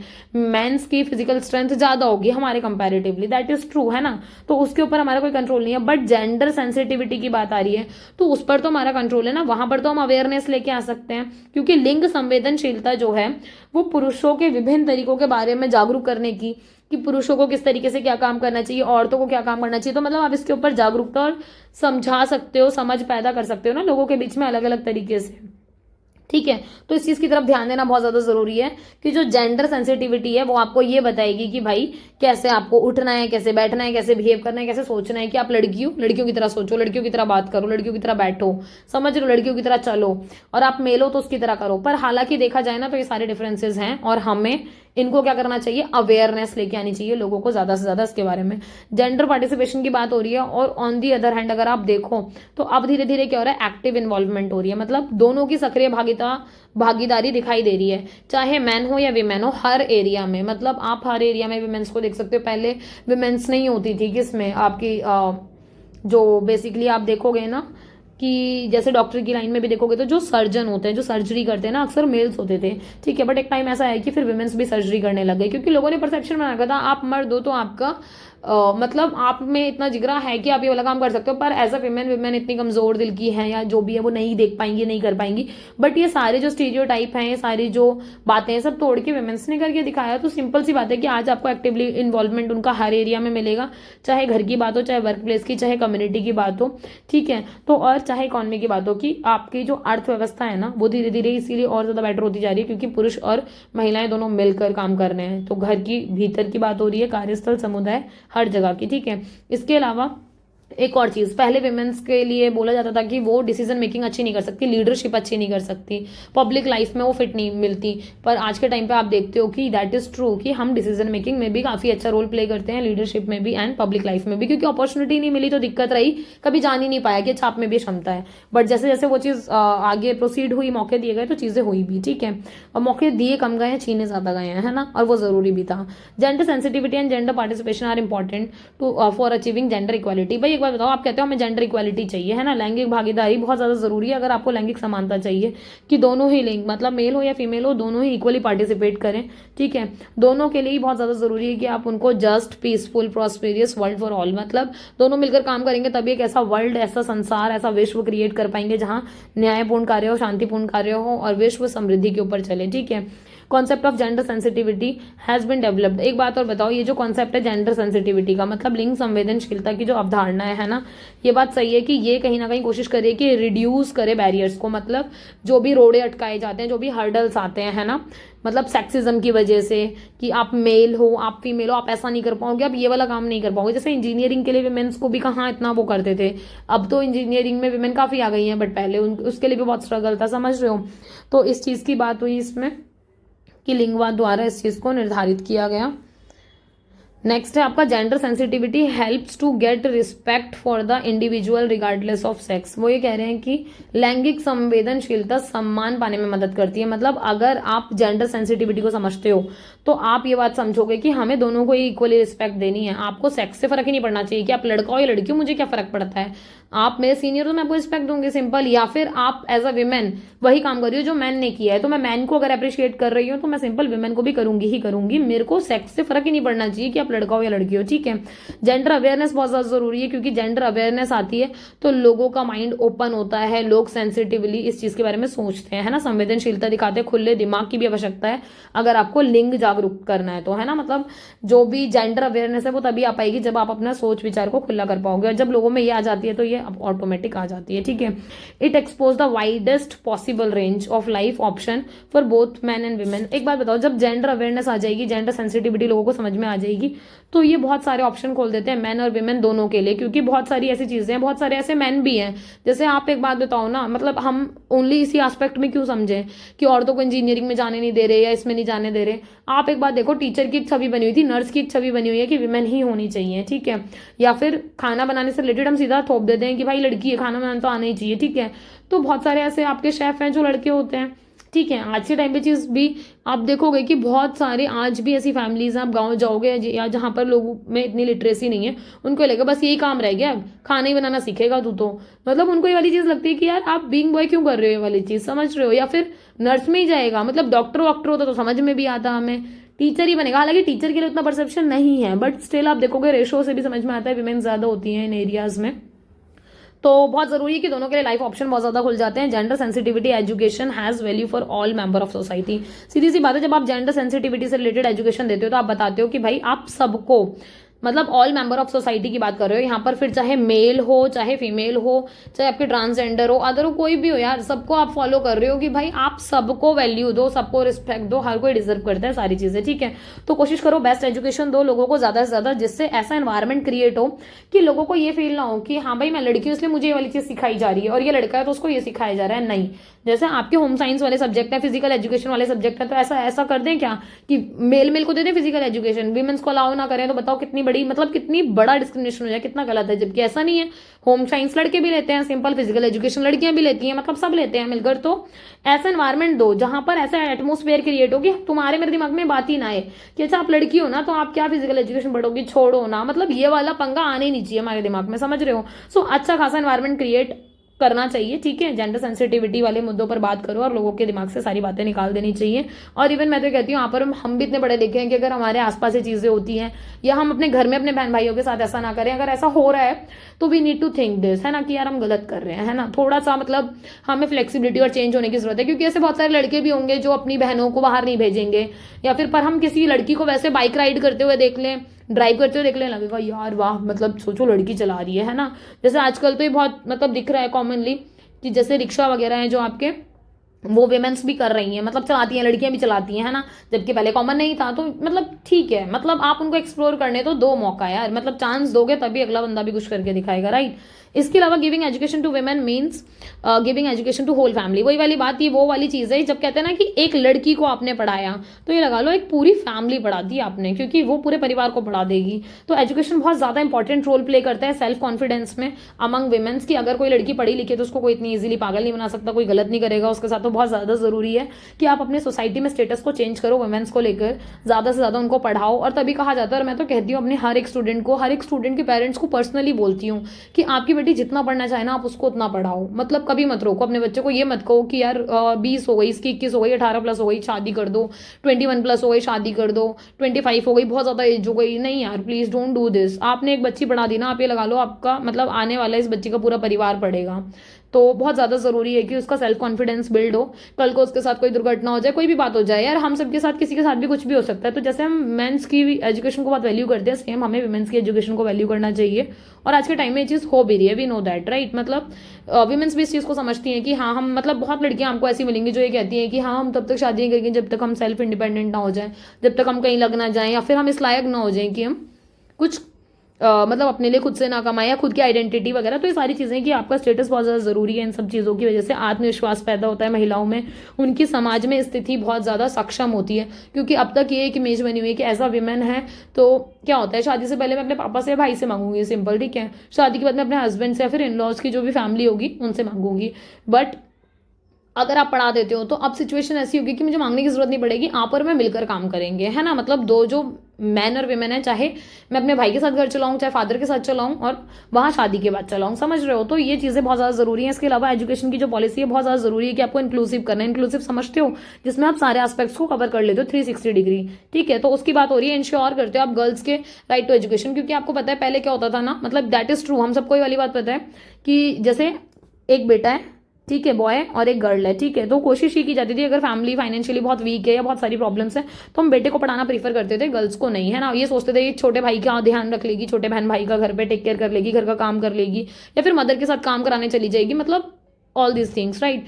थॉट बहुत सारे हैं इसके पीछे, शायद फाइनेंशियल कंडीशन ठीक नहीं है। एक थॉट ये भी है कि यार ये तो दूसरे घर चली ही जाएगी, है ना, जबकि ये तो हमारे साथ ही रहेगा, तो इसको पढ़ाना जरूरी है क्योंकि ये हमें करके खिला देगा। बट ये तो दूसरे घर जाएगी तो इसका तो चलो हो ही जाएगा। और फिर लड़कों के ऊपर एक अलग से बर्डन, क्योंकि हम लड़कियों के पास तो फिर भी ये वाला क्राइटेरिया डाल दिया कि चलो तुम तो चली ही जाओगी दूसरे घर, है ना। बट व्हाट अबाउट बॉयज की, मतलब उनको तो चाहे कुछ भी हो जाए, मतलब चाहे वो जिए या मरे, उनको पालना ही है लड़कियों को, मतलब ये उनकी एक जिम्मेदारी ही है। मतलब ये कितनी अजीब सी बात है। तो ये थॉट प्रोसेस अब चेंज हो रहा है ड्यू टू एजुकेशन, कि नहीं मतलब मेरे को भी ये वाली चीज है कि यार मुझे अगले बंदे पे जाके बर्डन थोड़ी बनना है, मैं जाके बराबर से हेल्प करने वाली हूँ, समझ रहे हो। तो मतलब ये वाला थॉट प्रोसेस आप लोगों को मतलब समझना चाहिए। और एक और चीज़ है कि आपका एजुकेशन इस टाइप की चीज़ों पर वर्क कर रहा है, तो बहुत इंक्लूसिव की बात हो रही है, राइट टू एजुकेशन, कि हर लड़की को पढ़ाओ। अगर फाइनेंशियल भी वीक है, मान लो कोई फैमिली, इसी एग्जाम्पल में देखें तो सिंपल यार, गवर्नमेंट स्कूल्स हैं, अच्छी खासी एजुकेशन मिल रही है वहां पर, अच्छा खासा, तो आप वहां दो।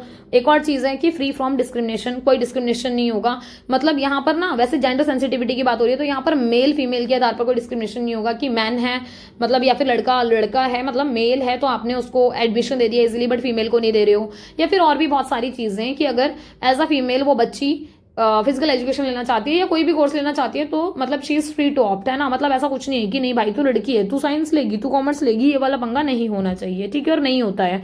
Female sex has traditionally been perceived as inferior to man, ये वाली बात सही है कि पहले से एक धारणा चलती आ रही है कि औरतें जो हैं वो मतलब मेंस के इंफीरियर होती हैं, मतलब समझ रहे हो, मतलब पुरुषों से कमतर आंका जाता है। पर देखो फिजिकल स्ट्रेंथ में देखोगे तो दैट इज डिफरेंट थिंग, कि भाई मतलब जितना मेरा भाई वजन उठा लेगा, जितना मेरे पापा वजन उठा लेंगे, हो सकता है मैं ना उठा पाऊं, बट एक बात और है, ये नेचुरल स्ट्रेंथ है। बट अगर मैं कंटिन्यू ट्राई भी करूँ तो ऐसा भी नहीं कि मैं नहीं उठा सकती, ठीक है। दूसरी बात ये कि फिजिकल स्ट्रेंथ की बात नहीं हो रही, ऐसी बहुत सारी चीजें हैं कि जो मैन कर पाता है वीमेन नहीं कर पाती, पर ऐसी भी तो चीजें हैं ना जो वीमेन कर पाती है पर मैन नहीं कर पाते, राइट। तो हमें दोनों को चीज के लिए वैल्यू करना चाहिए, क्योंकि कुछ एरिया ऐसा है प्लेनेट पे, जैसे new born babies are cause for a celebration, मतलब दैट इज ट्रू, कि ये हम सबको पता है। जब लड़का होता है तो भाई पूरा कुआ पूजन होता है, ये होता है वो होता है, बहुत सारी चीजें होती है, ठीक है। जबकि विमेन होती है तो एक लोगों के मन में डर आ जाता है कि यार बर्डन आ गया, मतलब अब इसकी शादी का खर्चा, अब ये वो, मतलब अलग ही टेंशन। मतलब बच्चा पैदा हुआ नहीं, खुशी तो मना लो थोड़ी सी, पहले ही दुख जोड़ना चालू, अब इसको जोड़ने के बारे में सोचना है कि भैया शादी के लिए पैसे करने हैं, थोड़ा बहुत बढ़ा देंगे, ये कर देंगे वो कर देंगे, सारे तमाशे। सही मतलब सही बात है ना, पर दैट इज ट्रू कि आज के टाइम पे चीज कम दिखती है। आई एम नॉट सेइंग कि बिल्कुल खत्म हो गई है वो, नहीं यार, कुछ 100% नहीं होता, कुछ खत्म नहीं होता पूरा, बट हाँ बहुत सारे चेंजेस आ गए। ऐसी बहुत सारी फैमिली दिखेंगी जिनको पहला बच्चा गर्ल ही चाहिए, ठीक है, या फिर बेटी हुई है तो पूरी की पूरी फैमिली अच्छे से सेलिब्रेट कर रही है उसको, जैसे एक बेटे के होने पे होती है। तो चीजें चेंज हो रही है धीरे धीरे, बट ये थॉट प्रोसेस आज भी सर्वाइव कर रहा है, जिसको हम सबको मिलकर ही चेंज करना चाहिए। सिंपल, मतलब चाहे आप हो या मैं हूं, हमारे आसपास कुछ भी होता है, ऐसी एक्टिविटीज होती हैं, तो हमें लोगों का थॉट प्रोसेस चेंज करने में हेल्प करना चाहिए, ठीक है। दूसरी बात क्या है कि अगर आप पेरेंट्स को देखोगे तो पहले के टाइम पे, मतलब ट्रेडिशनली अगर आप देखोगे तो पारंपरिक समाज में माता पिता लड़कियों को उसी रूप में देखते थे कि परिवार के क्षणिक सदस्यों की शादी एक अलग परिवार में की जाती है। मतलब दैट इज ट्रू कि ये ट्रांजिएंट है, मतलब ये चली जाएगी, इसका ट्रांसफर हो जाएगा लड़की का, क्योंकि भाई बेटी हो आप तो आपका जन्म इसीलिए हो क्योंकि आपको एक पर्टिकुलर टाइम बाद आपको किसी दूसरे के घर में जाना है, सिंपल है ना। तो ये वाली चीज है कि आप दूसरी फैमिली में चले जाओगे। जबकि बॉयज के साथ क्या है कि वो हायर करेगा, है ना, hold on to the family name, मतलब उसको पता है कि वो अपने परिवार का नाम बरकरार रखेगा। ये बिल्कुल लिटरली वो वाली बात है, ये ऐसे टॉपिक है, ये आपको हम सबको कॉमन लाइफ में पता है, तो आप बहुत इजीली इनको समझ के भी लिख सकते हो अपनी लैंग्वेज में, ठीक है। और एक और चीज है कि मेल है, उसको बोला जाता है ना वंश चलाएगा। अगर किसी घर में बेटा पैदा नहीं हो रहा तो सिंपल यार वंश कौन चलाएगा इस घर का, ये वो, फिर बोलते हैं कि अच्छा अपनी बहन से बेटा वो ले लो, मतलब गोद ले लो, ये सब कर लो। तो मतलब ये हमने धारणा बना ली कि अच्छा वंश बेटा ही चला सकता है, बेटी नहीं चला सकती, या फिर परिवार का नाम होगा तो बेटे के नाम पे ही होगा, बेटी के नाम पे नहीं। नहीं यार, ऐसा कुछ नहीं। अगर आपकी बेटी पढ़ लिख जाए, कुछ अच्छा किसी अच्छी पोस्ट पे चली जाए, नॉर्मल गवर्नमेंट जॉब ले ले, चाहे प्राइवेट सेक्टर में ही हो, पर अच्छी खासी मतलब एक पोस्ट हो, एक रिस्पेक्टेड पोस्ट है बंदी की, तो रिस्पेक्ट तो वो भी दिला सकती है ना आपको, सिंपल। तो ये सारी चीजें। इसके अलावा women development to women led development, मतलब महिला विकास से महिला नेतृत्व विकास तक विमेन का पार्टिसिपेशन धीरे धीरे बढ़ता जा रहा है। डिसीजन मेकिंग में उनकी बहुत ज्यादा इंपॉर्टेंट भूमिका रह रही है, ठीक है। Important for women interested in to be incorporated into governance. कहने का मतलब है कि महिला हमेशा मतलब कोशिश ये करती है कि जब वो निर्णय ले, है ना, तो उसकी भागीदारी तो महत्वपूर्ण है ही है। एक चीज और है कि कोशिश ये की जाती है कि वो गवर्नेंस में, जैसे शासन चलाने में जितने भी हित हैं, अगर आप एक विमेन को रखते हो किसी पोस्ट पे, तो वो जब डिसीजन मेकिंग करेगी तो वो एक विमेन होने के नाते सोचेगी कि हाँ मुझे और जो औरतें हैं उनके लिए मैं ऐसी पॉलिसी बनाऊं, ऐसे डिसीजन लूं ताकि उनको भी हेल्प हो पाए, ठीक है।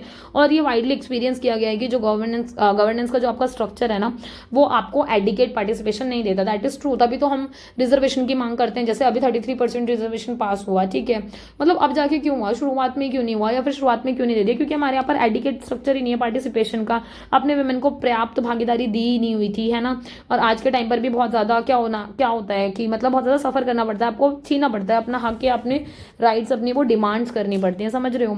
And often suffer from state intervention which are neither inclusive not democratic. कहने का मतलब है अक्सर राज्य के हस्तक्षेप से पीड़ित होती हैं, ठीक है, क्योंकि ये समावेशी भी नहीं है और ना ही लोकतांत्रिक है, क्योंकि आप कितनी डेमोक्रेटिक हो, आप कितनी ही इंक्लूसिव एजुकेशन की बात कर रहे हो, बट स्टिल जब प्रैक्टिकली आओ, ग्राउंड रियलिटी की बात करो, तो आप देखोगे यही होता है ना अक्सर। जैसे अभी 33 रिजर्वेशन वाली बात भी, ऐसे बहुत सारे एरिया हैं जहाँ पर आप विमेंस को अलाउ नहीं करोगे, या फिर पंचायत में भी देख लो विमेन होती हैं, पर हकीकत में पीछे से कौन, बैक डोर पे कौन होता है, हस्बैंड, भाई, पापा, ये सारे बैठे होते हैं ना, वो चला रहे होते हैं सारी की सारी चीज़ें, बस नाम किससे चल रहा होता है, विमेन का चल रहा होता है। तो ये वाली चीज़ भी है, including women specially in local government. यही वाली बात जो मैंने आपको बताई है ना कि यहाँ पर भी ये वाली चीज़ होती है कि जेंडर इक्वल अपॉर्चुनिटी की कमी है, जेंडर सेंसिटिविटी पॉलिसीज़ की कमी है। तो बहुत ज़्यादा ज़रूरी है कि ये चीज़ें हों। हालांकि ये स्टेप उठाया गया है कि जेंडर इक्वल अपॉर्चुनिटी, तभी तो विमेन को भी आप पंचायत में देते हो पूरा, ठीक है, जेंडर सेंसिटिविटी पॉलिसीज़ बनाई जाती हैं, बट हकीकत भी यही है कि पूरा 100% जिस मुद्दे से आपने बनाया ना कि जेंडर इक्वल अपॉर्चुनिटी आप दे रहे हो, कि विमेंस को भी आप पंचायत में पूरा अधिकार दे रहे हो कि हाँ भाई आप भी खड़ी हो सकती हो, आप भी मतलब सब काम कर सकती हो, जैसे ऐसा मेल कोई कर रहा है,